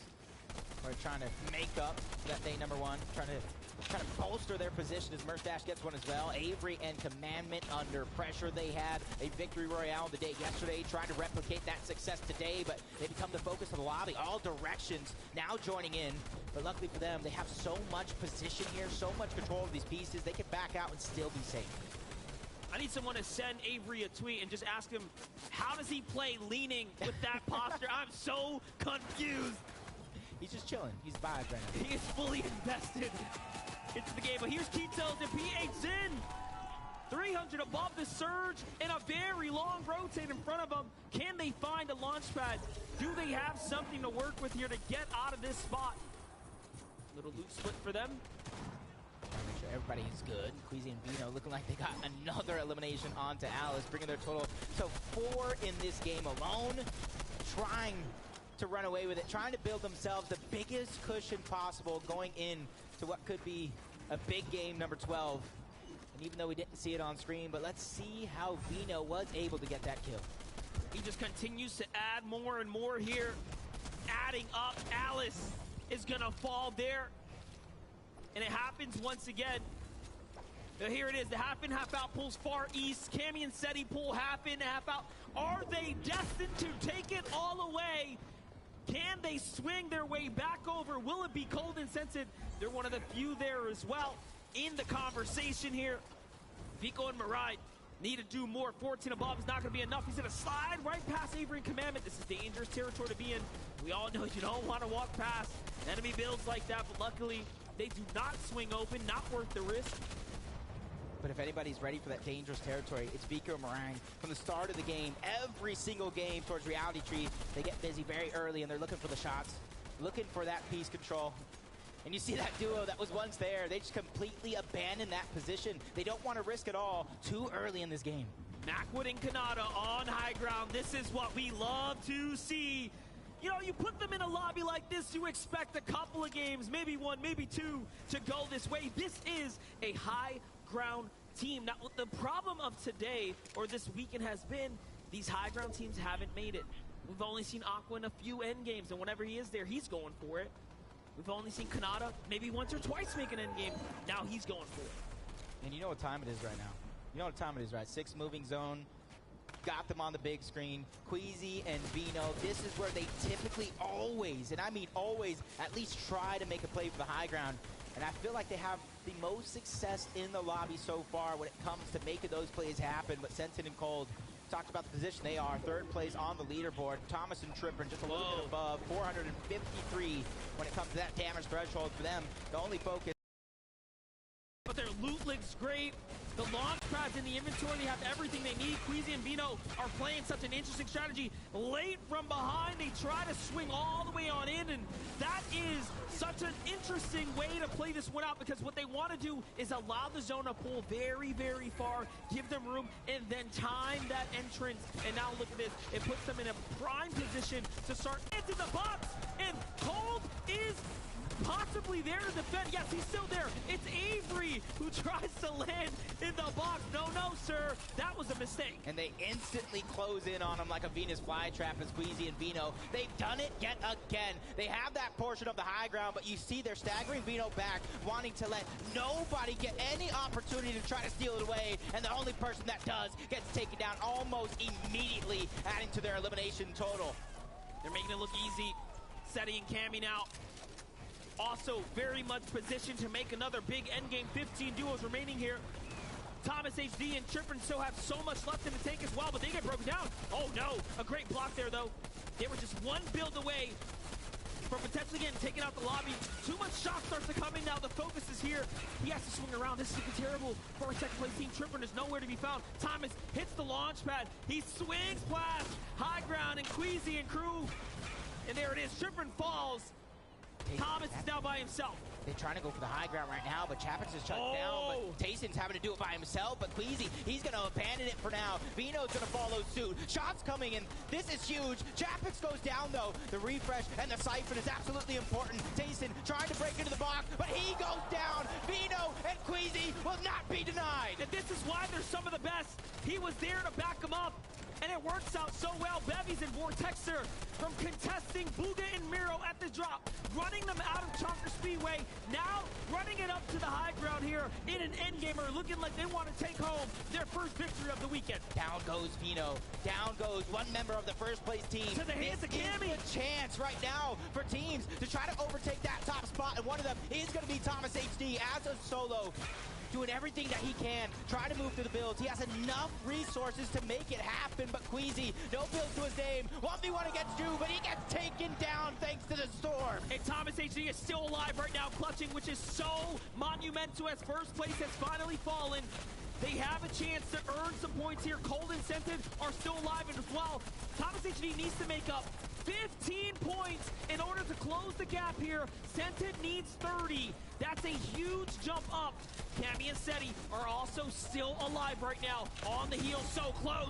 Cold and Scented don't want any of it, and they back him off. There's more than enough points if Scented and Cold can keep up this pace, keep up this pressure for them to have a shot at the last game at the end of the day, but Cammy will not be stopped as well. Thomas HD goes down, Seti gets dropped, but Cammy knows he can't be the hero in this situation. He has to try to continue on without him, but he finally gets dropped. Thomas HD is on a roll. He's done a lot, but you can't fight yourself out of that spot there. Clix and Duke are alive. Scented and Cold are alive. And on high ground, Vortex and Bevies. It's EU on top. Down goes Cold. And a great tag there from Vortexer. And the finish now, Bevies slides his way down, painting the loot here. Does a couple edits there, but no, doesn't hit the shot. Bevy is so quick, but not fast enough. You're going to get some of the best. A great low tag there from Duke. This is huge. This is huge for Duke and Clix. They have the high ground right now, but for Bevy and Vortexers, taking out some big names already on the day, using these builds to try to keep that advantage. Duke, he's in a fray. He ends up on top. Clix and Duke could take the game with Vortexers going down. Bevy outside of zone. He has the only chance right now, but he gets the down on the Duke. Clix versus Bevy. He's trying to go for the hero, but Clix takes the game. In a 1v1 situation, Clix does not let us down. What a tag! And a great moment for Clix and Duke there. Progression throughout each and every moment. They finally got the chip off their shoulder, taking the victory royale in game number 10. They gotta be feeling good. They gotta be feeling like they have nothing to lose at this point. And all that matters is that they managed to show us what they can do against some of the greats. Let's go ahead and get a word from them. Thank you so much, MDF. I am joined here by Clix and Duke, and my goodness, it is better late than never. Grabbing that VR in Game 10. How you feeling, Clix? We're feeling good, you know. We struggled at the start, but we finally brought it home, you know, so. And Duke, Duke, when you're watching Clix in that final moment after you go down, what's going through your mind? I was just hoping that he had more whites because he got the siphon from the full kill, and then I heard a pump shot and he won. Clix, I don't know if you heard it, but the audience went absolutely insane. Let's do it again, guys. What does it feel, man, to hear that? Their support's crazy. I'm the best fans by far. Just look at them in the crowd. Congratulations, guys. 2 more to go. And let's head on back to the desk. Massive congratulations to Duke and Clix. Clix fans, rise up. There it is. That moment where it's the 2v2, we are literally sitting here going, this is literally where you want to be, Clix. This is what you're known for, is being put in these situations. Now is your time to shine, and so masterfully handled from Clix and Duke. Those head-to-heads, they're so easy for them. I loved watching this endgame because we were like, oh my gosh, Cammy and Seti are going crazy. Oh my gosh, Tom and JD top of the leaderboard. And then we went to that wide, and all of a sudden, Clix and Duke are on the low ground, looking healthy, and right here, the teamwork is just so clean. Of course, Duke takes the blunt of the damage right there, ends up going down the Bevies, but Clix is so smart in these endgame 1v1 situations that he recognizes this player could potentially have heals. He hears the splash go up, makes the push for it, and the little mantle cancel right there and gets the shot off too. So clean. That was just an absolutely disgusting clutch moment, though, from Clix. He saw the work that Duke was putting in as well to take the brunt of that damage, like you had mentioned, Vivid. Yeah. But it was just such a clean finish here. And I think that that's really a moment for Clix especially that is going to permanently be in a highlight reel for him. That's right. We're going to talk about more of these duels in just a moment. But first, we have Adam, who is standing by with Cold and Scented. Yeah, thank you, guys. Let's give it up for Cold and Scented! Cole, we're going to talk about the clutch up earlier on. You rebooted, then you suddenly find FKS and Spy coming through. You managed to stay in the game. The crowd went wild. Walk us through that one. I don't even know. Scented had flew to the Coney vault. Yeah. And I kind of they just caught me alone as a solo, and I just kind of tried living. And I had no more mats left, so I kind of just had to fight, and it ended up winning. You did. And obviously, you know, that now puts you in a great contention now. You're currently 3rd in the leaderboard right now, 44 points off the top. You guys, 2 games to go. You must be feeling confident here. We're feeling good. We're locked in. We're just going to play our games and see how they go, honestly. Love to see it. Love to see it. Colin Send, everyone! While I'm here too, give it up for Noah Riley and Bad Sniper! Noah Riley, you guys are currently sat in 7th. We haven't talked to you much this weekend, but what an incredible display thus far with 2 games left. I want to get top 5 at least, and then I'm happy. Top 5 seems to be the target. Are you feeling the same way, Pastor? What do you guys do now with 2 games left? How do you manage the next 2 games? I mean, we just have to do the same thing we did the last games, keep consistency, and it will be fine. It'll be fine. Yeah. It'll be fine. We're very chill over here, Zeke. Back to you, buddy. Hey, you know, just keep it fun. Everything's fine. That's what I like to hear, personally. My goodness, this game, though, game number 10 of 12, was absolutely insane. I think the big kind of overall storyline for me was Queasy and Vino, right? Then their kind of counterpoints, Cammy and Seti, right? Yep. And what was interesting to me about this was actually, for a long time I was sitting here thinking, yeah, Cammy Seti versus like Queasy and Vino. It's actually a cold and scented versus Cammy and Seti tournament that's happening here. Queasy and Vino are just kind of like happen to orbit around both of them. Yeah, 100%. Listen, I think that so far, you know, we do have 2 games left, but I think Cold right there in that 1v2 situation, that's got to be like the play of the tournament so far for me. Literally keeping their contention for 2nd and 1st place alive right here. Look at this. FKS and Spy coming in. They're trying to get these sneaky shots in. Cold literally is in a 1v2. If you look at the minimap in the bottom right, Scented is so far away. So this is literally like a straight up 1v2, and Cold ends up finding both eliminations beautifully handled right there. Oh, look, his name might be Cold, but he just absolutely lit FKS and Spy on fire with that display. I don't even know where they came from, because that was almost, that reboot ban was literally the bat signal for those 2. They were full on expecting a prime opportunity to try and snag a quick and easy elim, probably look to clean up the other part of the duo in the process, because I don't believe they had any idea that it was specifically Cold and Scented in that instance. But it's that momentum shift that I was asking for during the halftime break. That was a primary example of one of those instances, because as soon as that took place, you could just feel a change in the venue, and you could definitely see it in Cold and Scented's gameplay. And the fact that they went from needing a reboot onto Scented to a literal 3rd place finish for this matchup, that's awesome. Absolutely, and if we look at these standings, Queasy and Vino still holding strong. They are the I would say the end game boss of the story we're telling here, but Cammy and Seti are actually the secret boss to this story, because they have been single-handedly shutting Queasy and Vino down for games now. It was in fact Cammy that actually knocked Vino out in that game and kind of put Queasy in that difficult situation of like, okay, what do you do now? You don't have your silver bullet, and now there's 2 of us. Yeah, 100%. But I mean, Queasy and Vino, I don't know how they do it. It's like every single time we're in that end game around 5th, 6th, in that first movie, it's like I'm almost guaranteed to look up towards height and see them up there. They have gotten it, it seems like, every single game. And it's not like it's just like a repeat of strategy. It's something different every single time. I beg to question, is anybody even like looking up in the skies for these guys at this point? I think that that's just an attestament as well, though, to Queasy's IGLing capabilities, and the fact that Vino himself can also kind of fulfill that role, even despite the fact that he's an insane fragger at the same time. But going a little bit more in depth there with Queasy, I think it's kind of cool to see, because he is definitely someone that is definitely a little bit more emotional, but at the player frustration level, mental fortitude becomes so impactful here, and we've seen him make a comeback before. That's right. That is 3 games. This means we have 2 left. Here we go. Let's send it on over. Monster D-Face, Jacob PR, prep us for game 11.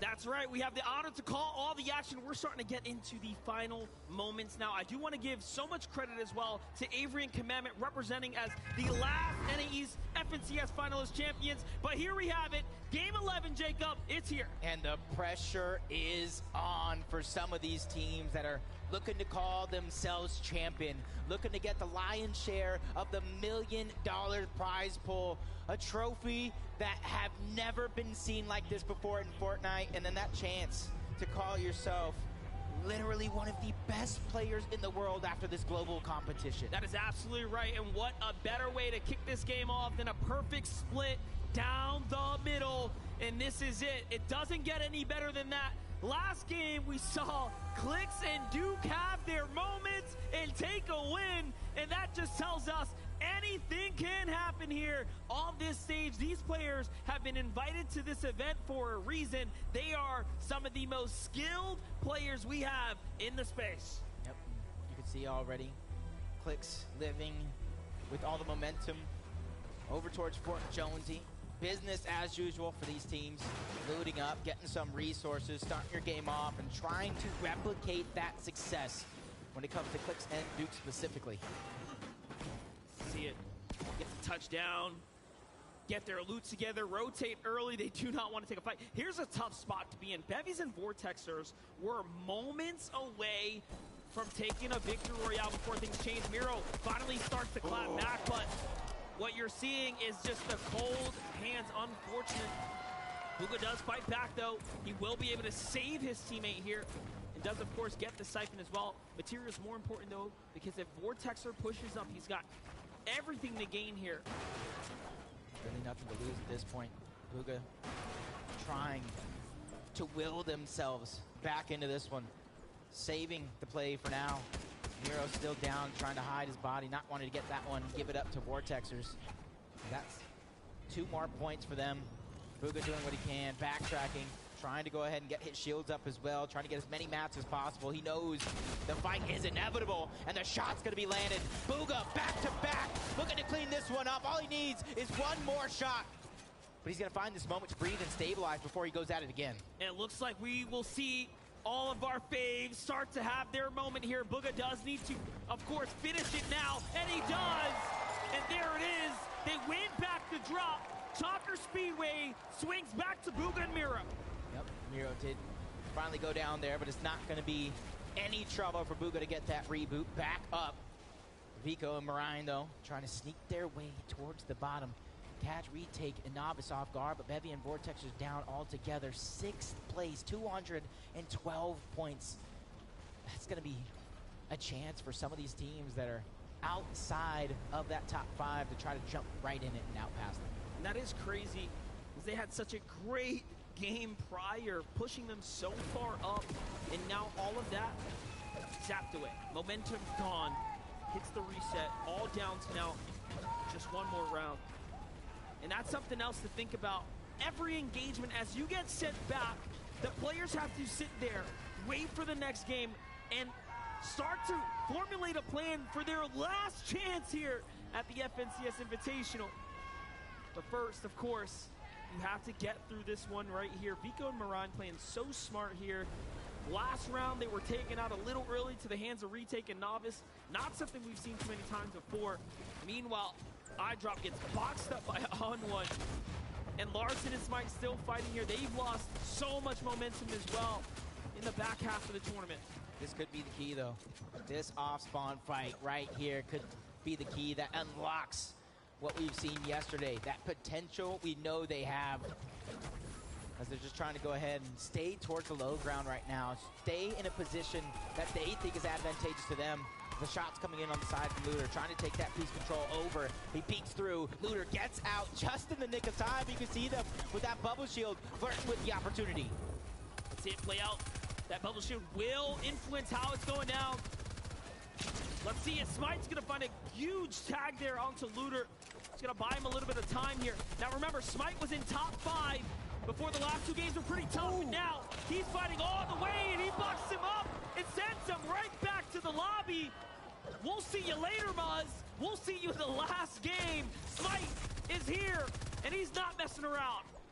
Looter's doing what he can. Lands a good shot, but the angles right now, everything is going to be cleaned up. Larson and Smite trying to replicate that success of day number 1 and bring it here to day number 2 as we check on board Retake and Novice. They were able to catch Vico out. Wow. Enough sneaking around, they tell him. That's going to slip them down further and further for Smite and Larson, though they jump up a position. That puts him in 13th.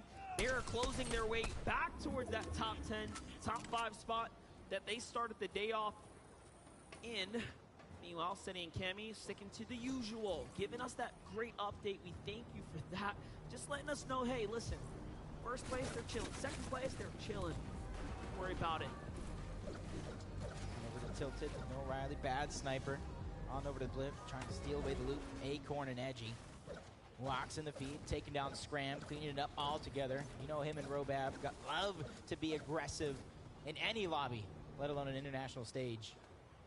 Yeah, big shout outs to Bad Sniper, of course, representing for the French community. They are some of the coolest spaces that we have out there. One of the coolest communities, always building amazing content. But let's get back to it. Colden sent it to war in 3rd place, leading for NA East right now. That interview was so perfect. Cold is just like, hey man, you know, we're just doing our thing, doing our game, all right? Backs up against the wall, man. You just gotta play with what you have at your hands right now. And Hen and Vortex. Hen is having a phenomenal tournament along with Vortex. Honestly, flying under the radar right now, and this is our perfect opportunity to see exactly what they're doing into the distance, finding the shots necessary so they don't have to worry about Surge. And thankfully, they not only have the vault, but they have the rotation right above them. So once they feel that comfortability of the damage threshold, they can instantly try and find a good rotation out. And Hen and Vortex are in 5th now as well, 230 points picked up. A great day 2 showing so far for Hen and Vortex here to put them back in the game. Tripper and Thomas not too happy about that last game. They've gone from 2nd to 4th, falling slightly earlier than their counterparts. So everyone else starting to really pick up when they're letting things slow down. Meanwhile, Pink and Anas still in a fight right now. It's a player on Heights. It seems like they might be giving themselves a little bit of distance as Jason crew who land at the coastal areas. They've been the team giving Peterbot and Jamper a hard time this weekend. Very little room to, I guess, contest here, and Jason Basso are one of the few that have stuck to it all weekend long. You can see them tempting fate, baiting Jace to run away, allowing Basil to get a couple more shots as he possesses that height advantage. Pink and Anas doing what they can to fire back, not finding any success, landing any damage for them. But first you don't succeed, you try again, and with Basil continuously putting out the shots, that's where they're going to try to peek through. He's going to cover Pink while he begins to rotate out and lead the way. Ziandy's down. Ziandy is down. Joe and Ziandy are actually 2 Elans up this game because they took down Booga and Miro here at the Chonker Speedway, and now they're being focused by another team in the distance. A big knock there, and they're going to break all of those, but it's actually Macwood and Kanata looking south, trying to figure out what's going on here. Joe will get the save, lucky for him, and take a look at how much loot. They have excess and much more as they get to double back into Chonker. I'm sure they'll be able to go ahead and make up for what they lost out on, but time, you don't get that back. Yeah, especially right now, the blessing of those Chonker Speedway teams, one of them going down, the other one rotating out, but Scented and Cold, we talked about it almost all weekend long, even coming into this contested again towards Loot Lake, but they're not fighting it at all. They want to go ahead and play these games out because right now that has been the recipe for their success. And honestly, with that last game, clutch up from Cold, they have to be feeling like they can take it all at a moment's notice. You said it yourself. All it takes is one big game. And little by little, we're seeing players like Cold really come into his own, finding his own here. What a story it has been for that player there. But Queasy and Vino chilling in Shiny Sounds. No sweat at all up here. Okay, we're fine. We have launch pads. We have plenty of heals. We'll be just okay. And now they're going to go ahead and start moving south there. Back on over to No Riley and Bad Sniper. Belusi and Hydro are here, but someone in the distance. It's Bad Sniper who takes down Belusi. And look at how much loot they get rewarded with as well. Now they have decisions to make here, but they already have 2 launch pads. Acorn and Edgy are still here as well, lurking.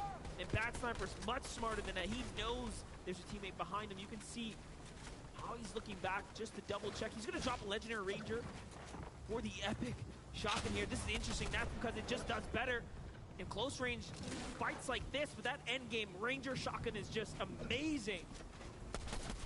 Let's see it. a distance right now, but they're on the hunt for that elimination. You said it yourself. They know he's a solo, but Acorn and Edgy, hearing all this action go down, they want to also take part in it. There's a couple eliminations up for grabs. Bad Sniper's just on the move. High Joe goes down. Finally, they get cleaned up. Noah Riley and Bad Sniper adding 2 more points to their total, getting all that loot, surviving in the storm. And lucky for us, we do get a quick update with Mini Miner here for Game 11.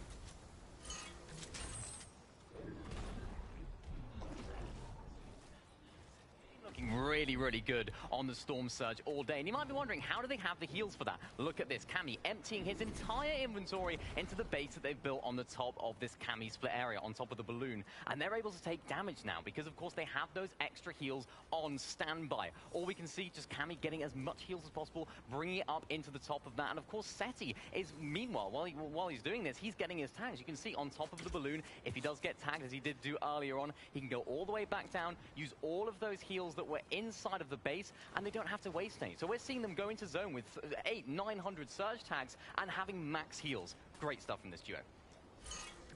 He might be mini, but his brain is big, giving us all the information we might have lost. And I know a couple people at home might be jotting that one down. Oh, that's how they're getting the surge. That's how they're looking so well when it comes to endgame with all those resources. As Mixon takes down Fatch, Hen's going to be by himself, and I talked about his incredible run. Now he's going to have to really put that to the test with 75 damage above the damage threshold when it comes to Storm Surge. That is not much at all. You can see Hen just sitting back there by himself right now. Needs to continue to earn his way up if he wants to hold this 5th place spot. He's managed to claw his way towards. You wouldn't have thought it was possible looking at the way things played out yesterday, but that is what those extended moments between the halfway mark and, of course, 2-day formats have to offer us, is the full spectrum of the best strategies. Sensitive getting a little greedy there to get a flopper, but it seems like it was worth it, and that's because they can tell that they are just above the surge. And this is where I always say, only the best have to hit these shots when it matters the most. Easy Bino talk about the best of the best. Well, they might have heard you, Monster, and we can see them be 97 below the damage threshold. This is a big switch up, but that's because the zone is pulling so far south. They're not able to stay on top of those balloons to get the damage, but they're going to find it either way. That's Scram and Chimp who are under pressure right now. Queasy Vino using that launch pad. They're trying to get ahead of all these teams that they know are stuck in the zone. Oh, Queasy marked him. Queasy marked the Nos. He's going to go for it. You can tell and know a third party swings in. This might be the moment that changes it all. Queasy and Vino are extremely hurt. That's going to use all of their chug splashes. They're below the Storm Surge, and it's even more desperate now. Pink and Anas versus Vino and Queasy. It's on. Taking that piece control, and what a piece it was. Big shots to be fired. Queasy drops down low, but they clean him up. 1, 2, 3, they are out. They are showing us why. They are in the lead. This is a force that cannot be stopped. I would hate to end up in front of them because they are looking like a runaway train at this point. It's KBR and Zeet, phenomenal run, staying alive by himself for Brazil. KBR getting tagged out of the sky, 11 HP. Storm Surge also doing its thing. But the pressure of the zone as they get stuck inside, not too many heals between them both, so they gotta hurry up and find their way out of here, or all that damage they did will go to waste. And Brazil must be so proud. KBR and Zeet have managed to hold top 10 and PHN and Kitos as well this entire weekend, just putting up such phenomenal performances with, again, some of the least representation of the region we've seen here on this international stage. But Cammy and Seti, as always, in the storm, a huge hit there. Zeet's gonna feel that one. KBR ditches his teammate. He's going to take the bulk of the shots first. He loses his shield and picked out the sky. Sammy Seti here has found it. Oh, in the finish there onto KBR. Down goes the Brazilian duo. I don't want to get in these guys' line of sight. Everybody is getting terrorized by Cammy and Seti. Next up, it looks like it might be the TSM duo. NA West, 6-time champion Epic Well. Reed is becoming under pressure as well. Dropped to about half HP. Multiple players taking focus of him as well. Hens by himself. 1 elimination. 268 above the damage threshold. Slowly falling below, but for him, it's about finding that spot into zone, going ahead and building more than just a 1-by-1. And the reason why you want to do that is because if nobody spotted you there, you don't want people to know that you are solo. 4th place, housed up right next to 5th now. Little do they know. And then you have just the ever so dangerous Trulex, Chicho, just in the distance. Thomas HD are below the Storm Surge with 0 elims coming into game 11 right now. So this is that kind of position that's going to force them into a box. If they start to recognize the opportunity that's nearby, it's going to be tough. And here it is. They say, let's start working our way towards it. We need to get to the edge here. There's only a couple teams there. And does a great job of fighting back. King and Ed are starting to jump into this conversation as well. And shots rain in. Tripper is hurt. Sacrificing some of his own shields just to get the damage, but once again they fall below 7 at that, just 1 shot. But nobody is peeking. These stack lobbies know when and where to try to go for everything. But Hens on the other side is the solo. More damage is setting in on the Thomas HD, and now Storm Surge begins to tick. And sometimes that's all you need right there, and there it is. Tripper looking around in the distance. He's worked his way up. Trulis and Chicho are willing to open up a big box there, and Tripper now has a decision to make. Do you go for the gunfight or try to heal this one out? And it looks like he takes the ladder. He's just going to go ahead and look to survive right now. King and Ed work their way towards the loot. It is a matter of time, and it looks like our 4th place team, Thomas HD, does just enough to be in the game, but he falls there, and the look on the camera tells us that they are devastated to fall in 4th. 4th place just fall, like you said, and Scented just went down as well. Cold gonna have to clutch up big by himself. These are the final 2 games. Every moment matters, including this one right here, where Hen is just under pressure from Trulex and Chicho.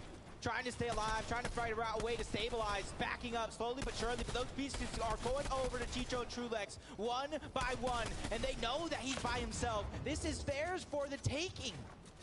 This is going to be interesting because for them, they also don't want to get too far behind the rest of the lobby when it comes to the zone. They have to make a decision quick. See how it's going to play out. Looking very tough. Let's go ahead and watch how Hen falls there, because now what this tells us is that things are starting to open up on the standings. Look at this. Hen finds King, walks in, plays for the elimination, and he actually gets that one too. Afterwards, he does go down, so at least he earns some points, but that's going to freeze him in time, lock him in at 5th, and open things up. 1st, 2nd, and 3rd has so much less to worry about. This is by far one of the toughest games Queasy and Vino have had on the day, and it all makes sense. It's pulled in such a far direction that you can see that it finally has caught up. Yeah, especially since game after game after game, they had that recipe for success, and such a drastic change. They might have not been too prepared for it, but these guys have dealt with almost everything and adapted on the fly. Their flexibility is insane as Cold peeking through, trying to get that information on these players that are in the backside of the zone, trying to wait for that perfect moment to strike. But Trulex and Chicho spots another duo right in front of him, picking and choosing his battles here. And with Ju going down, I don't think that's a battle he wants to take anymore. Cold is now by himself in 3rd place, 282 earned points in the competition right now. The zone could not be better, though. He gets the half in, half out. And you know he is so happy about that. You know, sometimes you just need that little bit of favor on your side.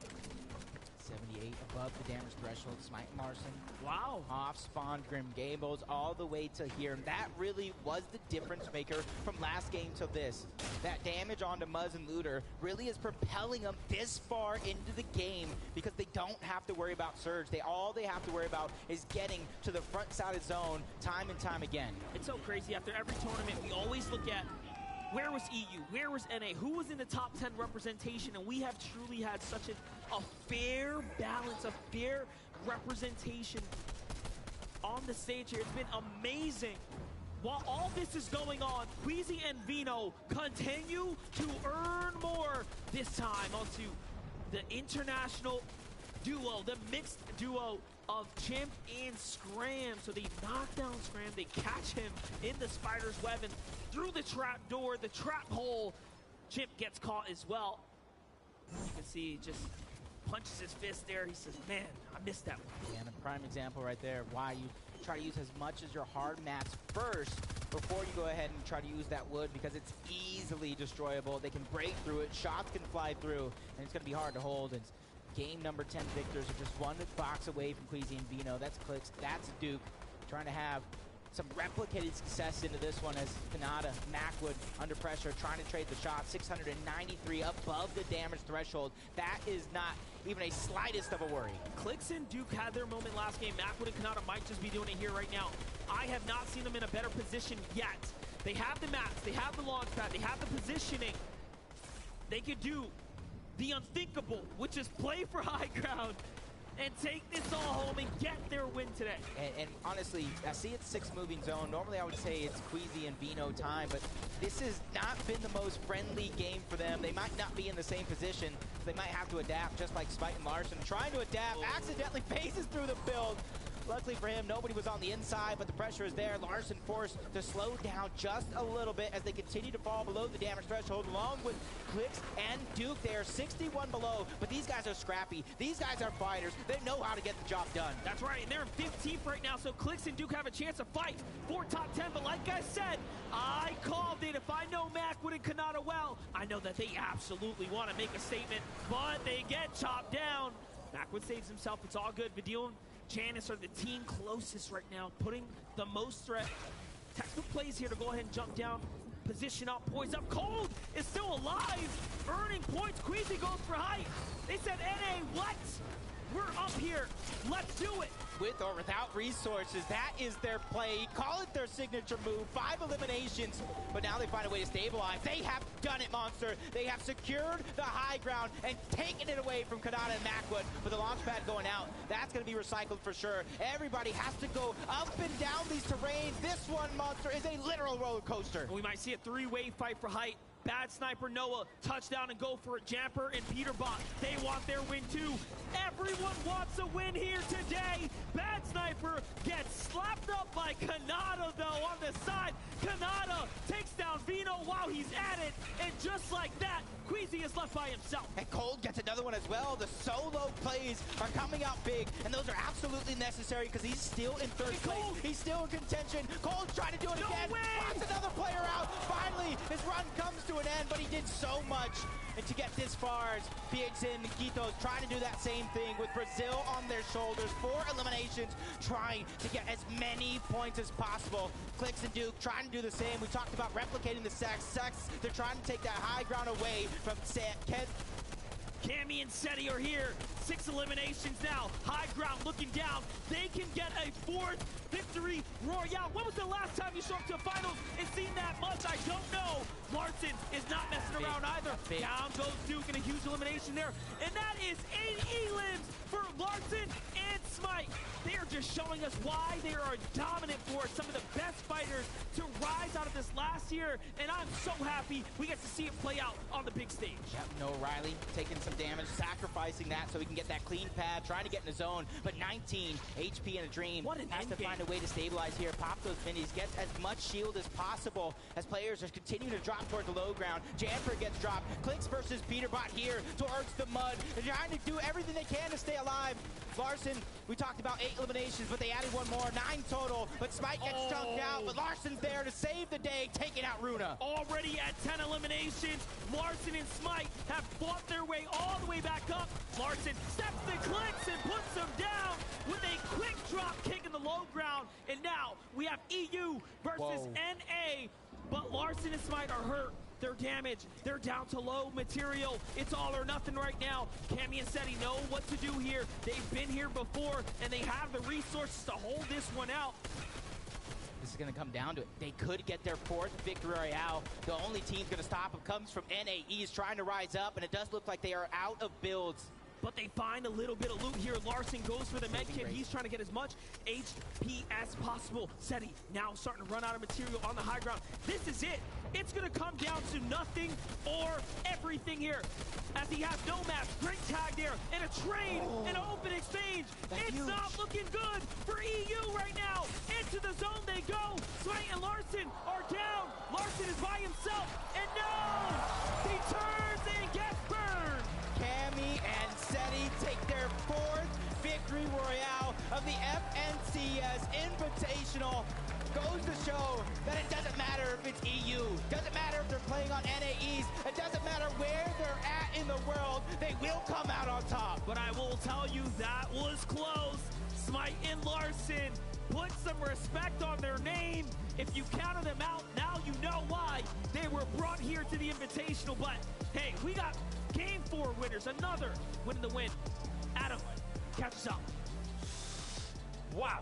I've gone ahead and ordered the matching bracelets at this point. I think this has been a bunch of times now chatted to you guys over the weekend. And another victory royale going into the very last game. Seti, what a performance there. It went all the way. But could you see as well on the elimination feed that you were the last team in the top 5 there, still in contention? Oh, I didn't know. You didn't know? Yeah. Obviously, you can see the points here. Things have changed. Currently 360 points, 12 points ahead of second place. We still have to be confident, keep calm, and focus on the last game. The zones as well here, I'll ask you, Cammy. The zones have changed a lot now, aiming more towards the southern side. How does that affect your play at all? Like, the south zones are so much better for us because it's so easy, so much easier to rotate for us from balloon. So, nice. It's great. A good battle there against Smite and Lars at the end as well. And you guys came out on top. You managed to take the high ground back. How advantageous was it having that high ground? It doesn't really matter for us because we play low ground just as well as we play high ground. So, yeah. Okay, well, there you heard it there, folks. One game to go. Cammy and Seti, everyone! Woo! It's getting hot here, Zeke. I'm excited, man. For the first time here in the FNCS Invitational, Queasy and Vino are asked to step aside. And it's not even an ask. It's Cammy and Seti kicking in the door and saying, hey, we want first place. Oh, man. Listen, am I ready to say that Cammy and Seti are a high ground team? Is that what's happening right now? 4 victory royales throughout the Invitational. What is happening? This is a team that is so used to just playing consistently from the low ground, from that mid-ground layer. But you heard it right there, Seti. He said he plays the low ground just as well as he plays the high ground. The preparation for this event must have been insane for them to get this good at high ground. And we know how excellent they are when it comes to that low ground display. So to see them here at the FNCS Invitational with this high ground debut performance, it has just been an absolute blast to follow along with. But more importantly, it's the composure that Cammy and Seti have just managed to maintain throughout the entirety of these final moments. Especially in this instance, it looked as though Smite and Larson, for a moment, were about to get the better end of this trade. But again, Cammy, Seti, they have been in these kinds of situations in the past. They know what it takes to close it out. And I just know for a fact that that kind of mental preparation comes from just multiple reps of running it over and over again. And for 4 victory royales to take place in the same tournament. And they're still maintaining, by the way, because there's only 1 game left. So technically speaking, they have basically closed out on a third of these matches being victory royales. Take a look at the standings right now. For the first time, Cammy and Seti are holding that #1 spot, but it's only 12 points. If either of these duos make a mistake, look at the rest of the points, man. It will absolutely close. Now, before we kind of talk more about the duos, more about this kind of setting the stage going into this last game, Kelly is standing by. She's with Queasy and she's with Vino right now. That is right, Zeke. Joining me right now, I have Queasy and Vino. And guys, you got to talk to me about that game, the early game fight that you had and survived. I didn't think it was possible, but you're able to clutch it out. A lot of people just fighting around us. This kind of makes it really scuffed. We did manage to clutch out the game, well, at least a decent amount. Setting Cammy won, which is unfortunate. It comes down to the last game. It's competitive. It's obviously a bit rough after game 11, having first place for so long, going to second, but it's the final game, final opportunity. How are you feeling? I'm feeling good. We'll see what happens, I guess. Not much more to say, but yeah. Fair enough. I totally understand you guys wanting to focus up right now. And I believe we're going to be moving on, everyone, to talk with Cold and Scented, the team that is currently in 3rd place right now.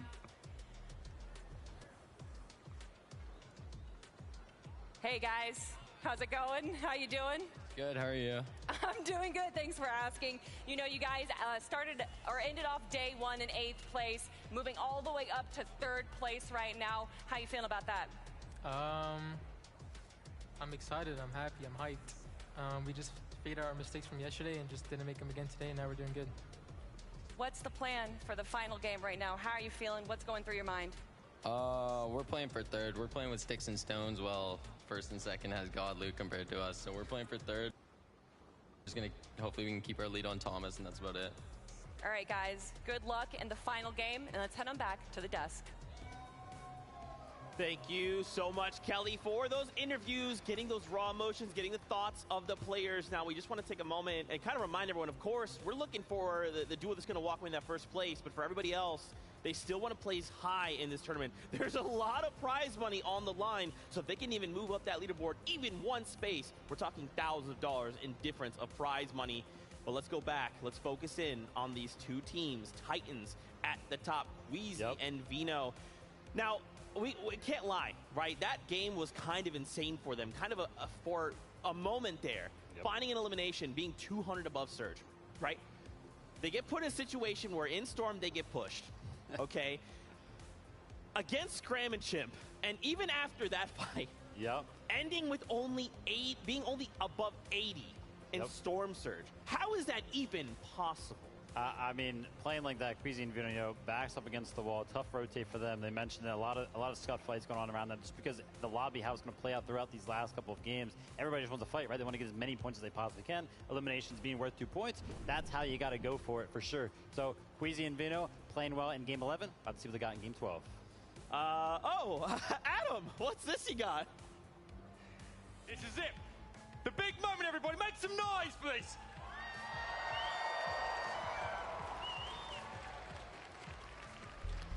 Close.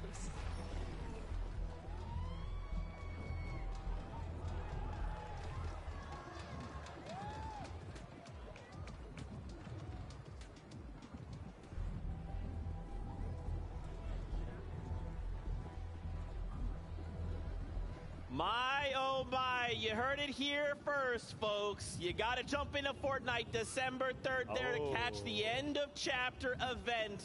Now, I'd love to talk more about it, but we got to focus back in on the competition. One last game. 2 duos are sitting there, face to face, neck and neck. 12 points separate Queasy and Vino from Seti and Cammy. How can this go down? This is their moment, though, to really, for either of these duos, but as far as Queasy and Vino are concerned, a little reminiscent even of yesterday. Granted, it's not the finals necessarily that's on the line like it was in today, excuse me, for yesterday. But anyway, Queasy and Vino did not have a great showing in Game 4 yesterday. And yet in Game 5, they were able to bounce back and find a victory royale instance. So it doesn't really matter what kind of frustrations this duo might be facing on a game-by-game basis. It's evident that as soon as they enter the next match, as soon as they get that fresh start, they are immediately locked in and prepared to try and make the most of any situation that they're given, because despite all the scuff fights surrounding them, they've still been managing to find consistent points. They've still been managing to stay consistently in that top 2 position to now be vying between themselves and Cammy and for the title of FNCS Invitational Champion. It's definitely still an incredible performance out of these 2. The dream for the players here, obviously, is the trophy. The dream for me, I want whichever one of these duos is going to win it, I want them on the higher ground, and I want them taking the victory out. I think they both have proven that they can play from the higher ground, so I want it to be decisive in its entirety through Game 12.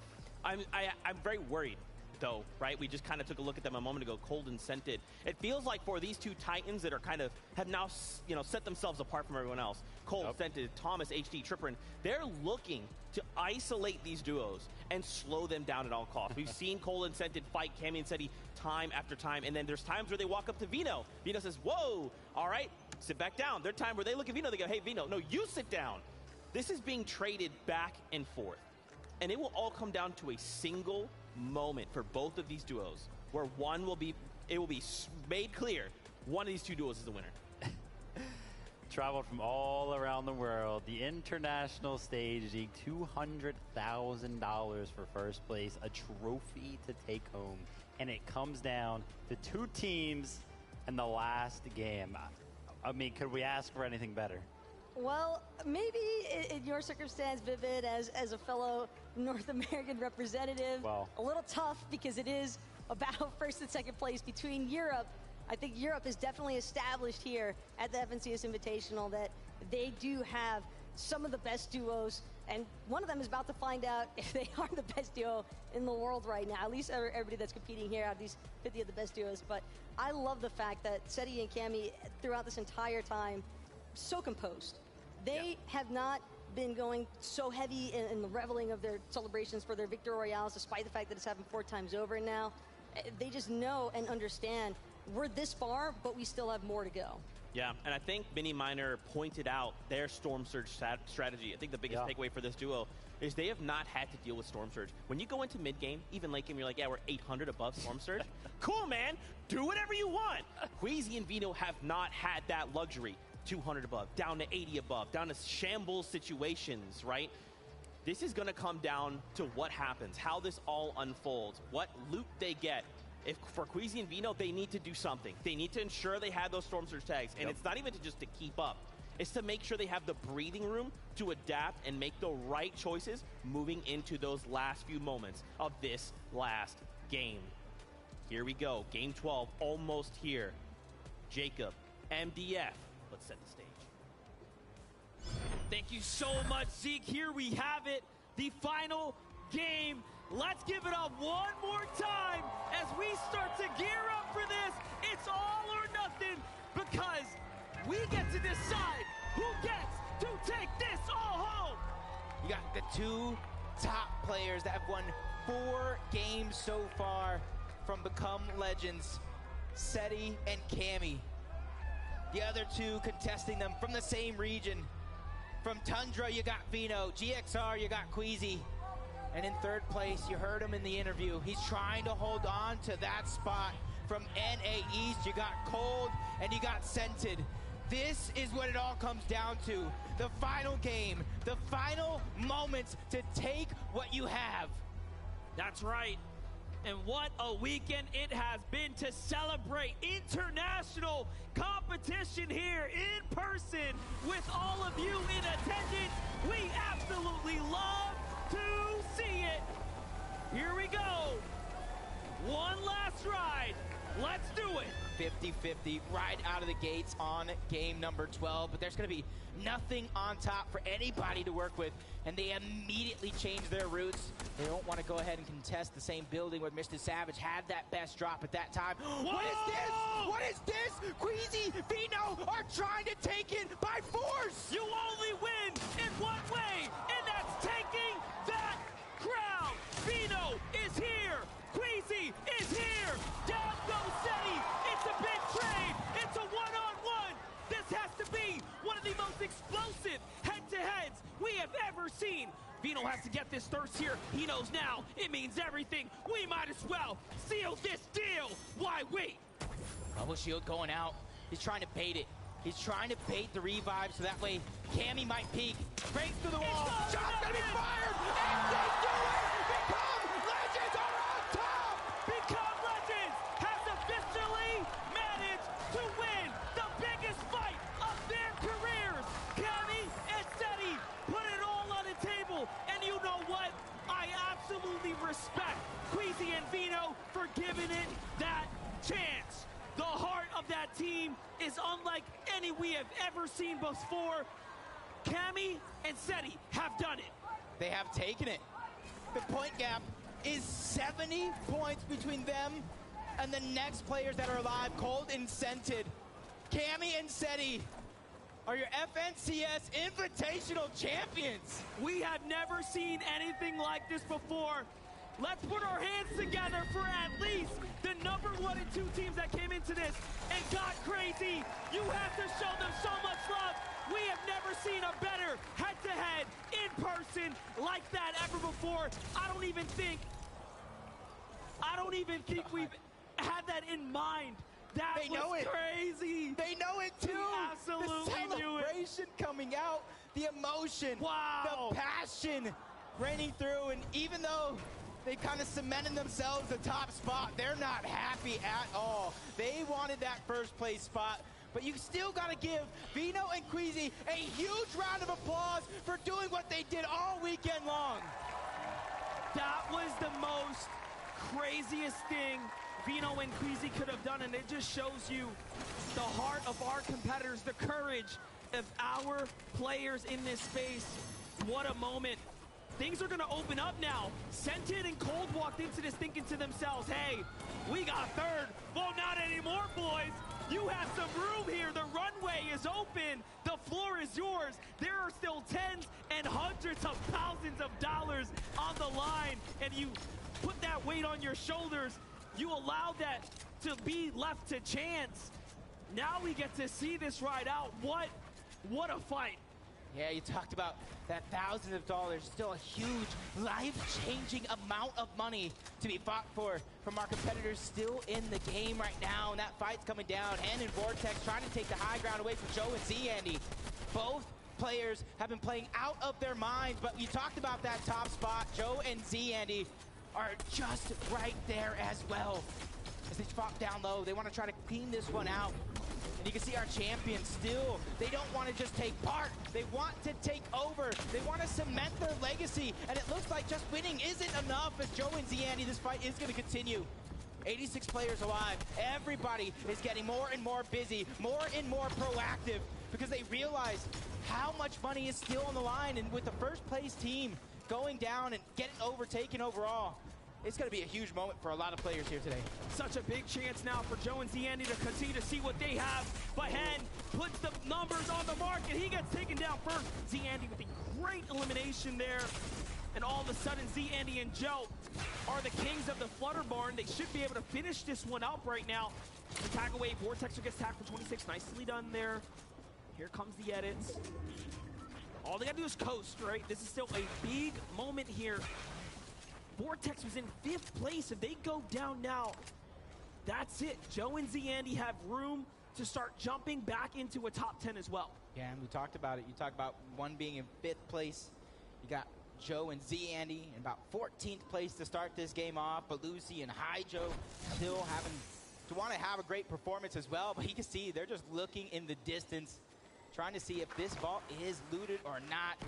Finally going to go ahead and get in. You can see them kind of checking their angles. They're still wanting to go ahead and change their lives with the amount of money that's still up for grabs. Thomas, HD, and Tripperin battling for 3rd place against Scented and Cold. They still have an opportunity at some money. Thomas, HD, Tripperin working their way around right now, really looking around. And just one more time, the standing shows you what is on the line here for our competitors. Thomas, HD, Chrome Jam Junction, what are they doing here? What will they do? King and Ed are also just lurking about. Towards the low ground, you got Brazil versus EU. High ground, you got EU as well. Traumas and Tripperin just trying to wait for that perfect moment. They could have taken the shots on the King long, long ago, but they're just waiting and biding their time to try to go ahead and take out the same player at the same time, but it looks like they're baiting that opportunity. If any of them dares comes up to the top of that building and tries to take that balloon as an exit out, just hovering over them, surveying. Patience is a virtue, and for Thomas, HD, and Tripperin, that battle for 3rd could come down to a moment like this. You bite off more than you can chew. You go down early. You lose out on that opportunity, and you got Muzz, Alice, both of them getting a little bit more active in this game. And overall, game number 12 is going to be a menace. And they're still lurking about here, looking for anything. Meanwhile, the rotates are going through. Let's jump on back over to Joe and Z-Andy right now, who are trying to close out this duo, but no, they don't manage to find it. Somehow, Vortex is just slippery enough. And you know what? That gives him a chance. He has a chance at still holding on to 5th place. 6th is down. 7th is down. Smite and Larson did not do it. That's unfortunate. The only teams right on the cusp as well is team from Brazil, Quitos and BH in, they still have a chance to jump up. Some big placements as well. I'm looking at them, about 221 points. And in Vortex, you talk about them sitting in 5th place, 239 points. So it's still within grasp. As Cammy said, he just feeling it from all over the lobby. They already know they won, but they don't want to just stop playing just because of that. They want to get as many points as possible. They want to open that gap wide open, so that way when that legacy is cemented at the end of game number 12, they could say, we just dominated everyone in the world of Fortnite. Things are going to settle here.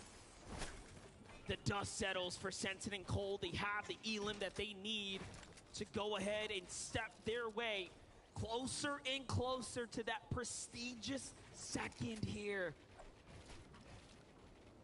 But of course, they have a lot of work to do as well. That will probably come off the backs of a super high placing game. So there's a massive, massive uphill battle that they still will have to perform.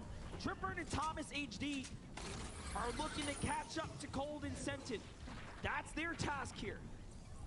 See the high ground right now. They're trying to take the shots. They see somebody trying to fly through the sky using the rift, and that might be a decision they might regret because you have two of the most accurate players aiming at you to take you down. Vortex is going to be that lone player alive, and it almost makes you wonder if he has that reboot card, he could make magic happen, but it all depends.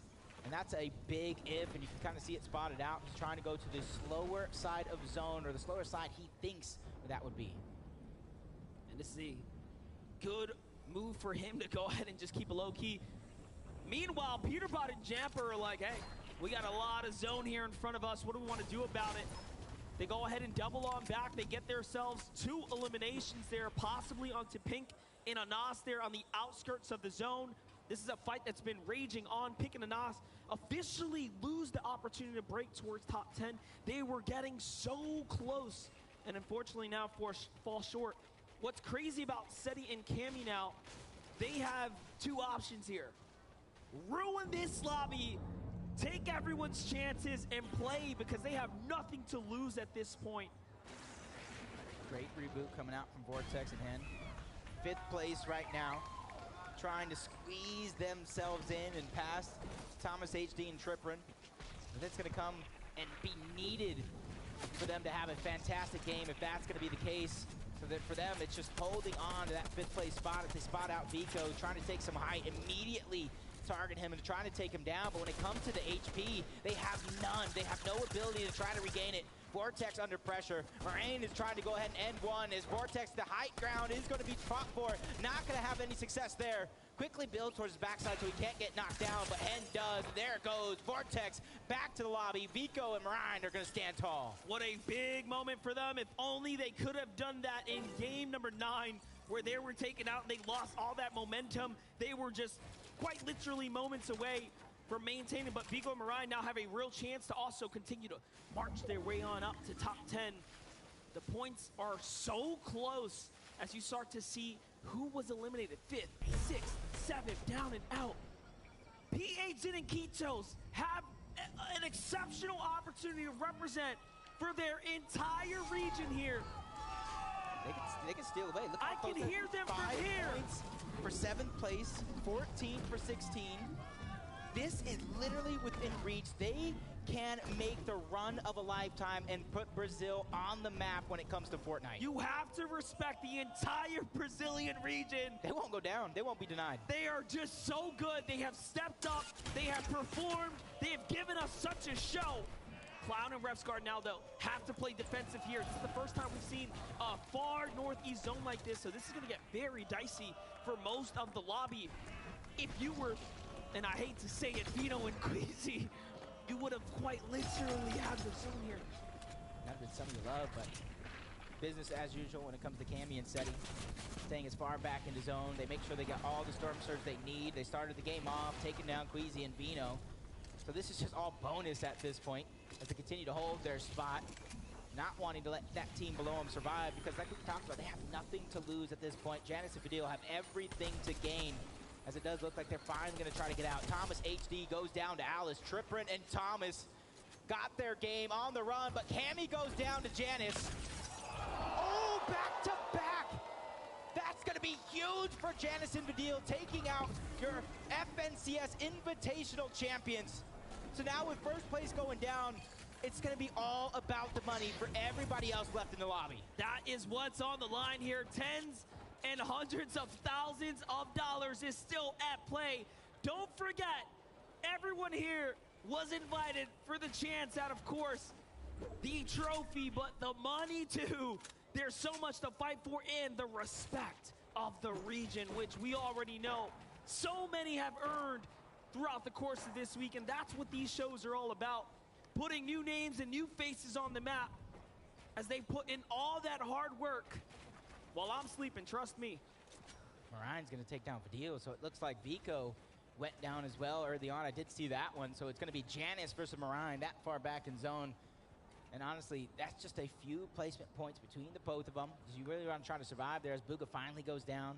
Joe FN is going to get the spoils of that one, even though he doesn't get credit for the elimination overall. Strippin's just trying to survive, biding his time as that solo. For him, everything comes down to this because he's only a few points away from third place. Let's watch that one more time. Your FNCS Invitational champions fall here to the hands of Jonas and Vadil. With a beautiful tag. He just opens things up for himself and he makes it look easy. And then the guts on that kid to go all the way up. Cammy and Seti know better than to fall like that. But it is what it is. You can't be perfect all the time. Team that's going to be trying to get as close to it as possible. Clown and Revstar, they got themselves a great spot in the center of the zone to where there's very few players around. And when it comes to this zone, it pulls yet again to the northeast. This one's going to be a struggle from everybody on the southwest part of the zone to try to find their way in. There's 30 duos left alive. And for Joe and Zandy, 1,500 above the damage threshold, hunting down yet another team in Belusi and Hydro. For them, it's all about the Benjamins. They want to continue to rack up that points. Breaking through the box, Joe and Zandy getting yet another angle. They know they have one player weak. They know he's at least going to try to heal. And now, as they go ahead and let that player and team try to stabilize, they're going to use that as a way to go around them and in front of them to the zone and try to hold them out of it. Let's see if they can continue to do just that. Smart play is all that Joe and Zandy need in order to make this top 10 and earn themselves so much more this weekend. But of course, there's a big task in front of you. See the names starting to house up here. Scented and Cold know what they have to do too. King and Ed are just housed up nearby. That would be the wrong move to walk to that box, I'll tell you right now. It's not a box I would want to enter, as Cold and Scented have one elimination so far. Not having to worry about Storm Surge until now, but they know there's at least one team behind them. Gathering that information, trying to figure out what that plan is going to be. And you can see a lot of our top competitors from around the world all boxed up, just waiting for that next zone, which is going to come in just a few seconds. And let's see who's going to get that reward. It's actually going to be a good portion of the lobby. This is actually a good zone for everybody here to try to make it way in, except for maybe one or two teams. That is right. This north side is starting to become very contentious here. Muzz and Looter walking up, Tripper and Thomas have a problem, right? A real problem. There's a little too many players on their heels here, and he doesn't want to go first. It's Eyedrop Savage just snacking fouls up there. Here's Ketos, here's P8 Zin, looking to put up the numbers here. He still has 0 eliminations, but the lobby is thinning out, and it all makes sense. Look at this zone. This is as far to the corner as you can quite literally imagine for a final game. For them, they just got to make it just a few more teams to stay alive, and they're going to start getting those cascading placement points. And you said it yourself, with first and second place going down. You got 5th, 6th, and 7th, the teams directly in front of them, already back to the lobby, watching, hoping, praying somebody takes down the shining stars from Brazil as Tripper finally falls. Basically cements Scented and Cold with a minimum of 3rd place, but Vino and Queasy are already down. That is true, and now things are completely available for P8 Zin, Ketos, Commandment, Avery, Cloud, Rupscar, Josie, Andy, all of these players have a real opportunity to honestly fight for a 5th place, a top 5 position in one of the most competitive competitions we have seen to date. An invitational setting of some of the best players in the world on one stage for 2 days of competition. A top 5 here would be phenomenal to seal. A huge success for a lot of these players, even to make it to this point, getting into that top 5. That'll be so amazing. As Clicks goes down to Hydro. Duke is down as well. They both get sent back to the lobby. Belusi and Hydro getting very, very active. A lot of our EU players still dance into this one, trying to take that chance and run with it. Let's see it play out. Joe and Ziandi have the high ground now. And there it is. They have managed to earn themselves just enough points to go ahead and break into that top 10. The glass ceiling has been lifted for PH Zin and Kitos. They find 2 more. We blinked and we might have missed it, but lucky for us, we get to go back into the replays to get caught up. How did it end for Duke and Clicks? They had Belusi and Hydro dive into the box, and that's how it ends. But you know what?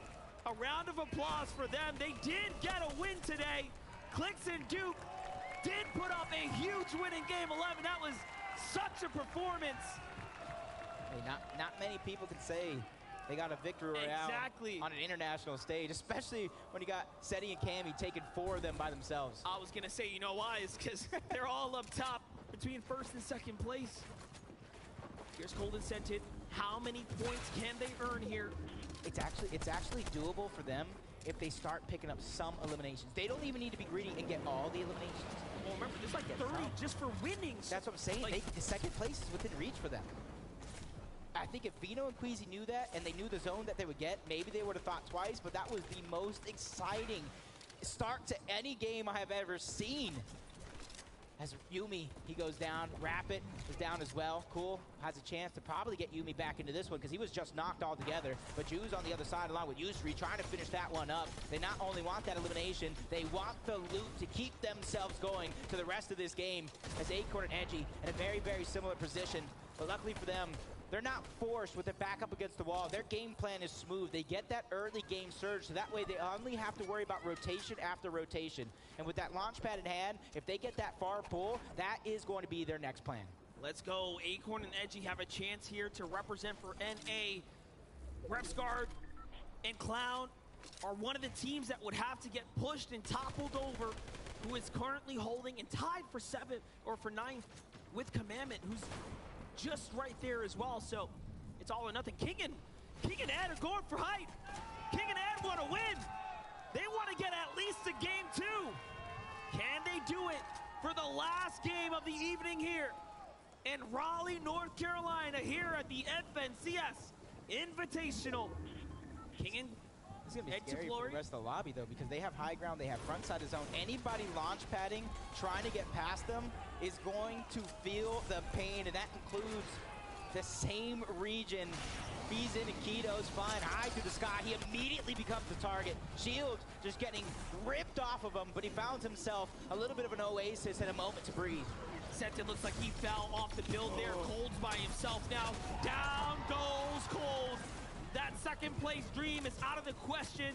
They will now be cemented at 3rd as the only teams who can jump up now, PH Zin and Kitos, still have a chance to fight for 5th. They have to do a little bit more and put Brazil on the map, but King is being contested. He's gonna crank his way out of there, but the shots are coming in. He gets tagged one time. It's Kanata on the other side of the wall there, putting big pressure in. Trying to figure out a way is Ed's going to go ahead and lead the charge, allowing King to try to stabilize the air in that moment. He's going to be the person that IGLs his way through and through, but Zone pulls back the next way. He immediately has to go back the way he came. Luckily for him, he does have enough resources. He has a great layer not to get stuck in the chaos that is below, but Joe and Zandy, it's their turn. With Vino and Queasy out of the game, they have a chance to hold on to the height and take the game with 7 eliminations. Who will win the last game of the FNCS Invitational here? PH Zin has lost Kitos on this very dangerous rotate. He will have to use both the chunk spots here to heal up. KBR is by himself too.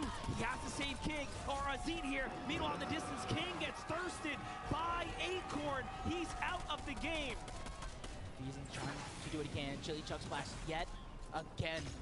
Trying to use that speed boost, but the high ground's gonna be fought for. Kanata and Macwood, they don't want to go without a victory, but they get chopped down, sent back to the lobby. Joe and Z, Andy, with their 7 elimination, are poised to try to take the top spot, but with no resources to try to regenerate any shield or health, it could look dangerous, just like Malibuka and Mustache, wasting no time, getting into the box of Runa, and sending him right back to the lobby as well. The PA Din is still here, and he has pushed off Miro. He says, turn around and get away if you don't want to be taken out just here.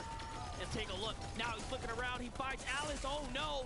That's Alice on the other side of the wall in threat. The Japanese and American duo. The combination brought together here for this very special event. But Pichen, cold as ever. Look at the focus on his face here. He is waiting to land this shot. There it is. We knew he would hit it. If you let him, he gets the thirst. Works his way through the build. Such a good play there, but he has no time to waste. Down he goes. A layer change here. It's all or nothing to the low ground now. That's a fresh build. That's an enemy. He doesn't want to be there. He is the best player right now when it comes to taking the top positions away from those players that were eliminated early on, but high ground goes over to Acorn and Edgy. It's their chance to secure themselves a victory royale in an international stage. They have 13 splashes. They have more than enough ammunition between the both to put down pressure and not let it stop. But one of the big teams, the big names, Malibuka and Mustache, are standing in their way, trying to make sure Threats doesn't have a chance to survive. That's 2 more elimination points, plus the placement points that they could garner here as they enter into the top 6. And they have a combined of about 15 chug splashes or so. They have so many heals they can top off at any time. Zeke gets brought down after being saved by KBR. And now, Malibuka and Mustache earn themselves more. This might be the most he lives, and no! KBR falls there to the hands of Yusri, but now it's all up to Malibuka and Mustache down on the low ground. Robob's in between. Acorn and Edgy have a chance here to take a win, but they have to stop the W Keyers of EU, Mustache and Malibuka. That's an insane amount of splashes between the 2 duos left alive. Robob trying to put a wrench into the mix, but this comes down to a 2v2 EU versus NAEs, and both of these teams have all the resources in the world to make this one go forever. So it's about thinking outside of the box, making the move that matters most as Acorn gets tagged up. Has to find some height to re-heal. And they're both out of builds. Both of these teams are out of builds. This fight is going to come down to this as Edgy gets chunked out. He gets dropped. Malibuka and Mustache trying to take game number 12 away from NAEs. And it's down to Acorn, the last member. We talked about his splashes. This one's going to come down to a heal off. Does he have enough to take the game? Menmis coming out. 5 more splashes. He has so much time left in zone, but Malibuka and Mustache, they have splashes of their own. Acorn trying to put down the shots to try to minimize the effectiveness of it. They're still in zone. It looks like Acorn has run out of opportunity. He goes down. Malibuka and Mustache take game number 12. And just like that, the 12 games are over. Arsetti and Kevin! Congratulations! With 4 victory royales in this global competition. They didn't change up their strategy too much throughout 12 different games. It didn't matter who VOD reviewed them, because you can have that blueprint, but if you don't know how to execute, it's gonna be all over. And give it up one more time for your FNCS Invitational Champions, Seti and Cammy! Congratulations! They have done it! An incredible weekend, an incredible opportunity, and they did not miss a beat. This entire room is on their feet, and they deserve every ounce of support here, because these are 2 of the hardest workers we have ever seen, 2 of the hardest players in this space. And you know what? Becoming legends must be so proud. Congrats, Reno. They became legends for sure. On the grandest stage of them all, emotion, passion running wild. Let's throw it to Adam so we can get inside the minds of our champions. Thank you very much, Cammy and Seti! Wow, wow, wow, wow. What an incredible, incredible display this weekend. Before we go any further, we must ask, how are you feeling being FNCS Invitational Champions? Very good. I have no words. We both worked so hard for this, and it's just an amazing moment. It's amazing. Like, I waited for it so much. All right, Cammy, you see Queasy Vino dropping on you. Your teammate goes down. It's a 1v1. What's going through your mind? Like, I just wanted to eliminate him, and as quick as I can. I don't know, because I was thinking that he's low, but I think he missed one shotgun shot, so that's why I killed him. Seti, I mean, you go down, it's just your teammate, and this is what makes the difference to win. What are you thinking?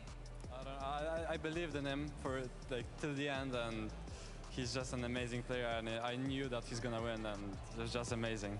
You seem incredibly emotional. How does it? I mean, all these people here, these lovely people, we're here to celebrate you guys. It's been not just the last game where we saw the most incredible events. The last 2 days, 4 victory royales, consistency all round, incredible Fortnite for the both of you. I mean, this has been something very, very special. Yeah. Elaborate. What have been the most special parts of this? What is it about your teamwork that's really stuck out, which separates you from the rest of the world here at Invitational? I think it's because we play with each other for the past few years, so we have the chemistry of like gods, and that's it. Obviously, we could tell the chemistry there, and I feel like there's a lot of chemistry in the audience right now. Is there anything that you want to say to your fans, family, friends, everyone watching around the world? I want to thank everyone watching from Poland. Polska górą. Polska górą! And anything else, Seti, you'd like to share with the world? Yeah, I just want to thank all to like every fan, my parents, my girlfriend, and all the BL boys. Thank you so much. Amazing stuff. We're going to ask you to lift your trophy one last time. Give it up for your FNCS Invitational 2022 champions, Cammy and Seti!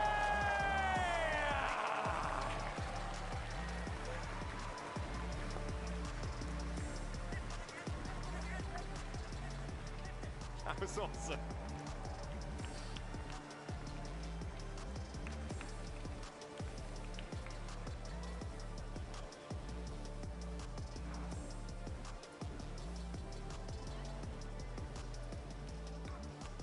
Once again, massive congratulations to Cammy and to Seti from one in-person event to another. These guys are racking up accolades like they are eliminations, like they are POIs, like they are notches on the belt. It's nothing to them.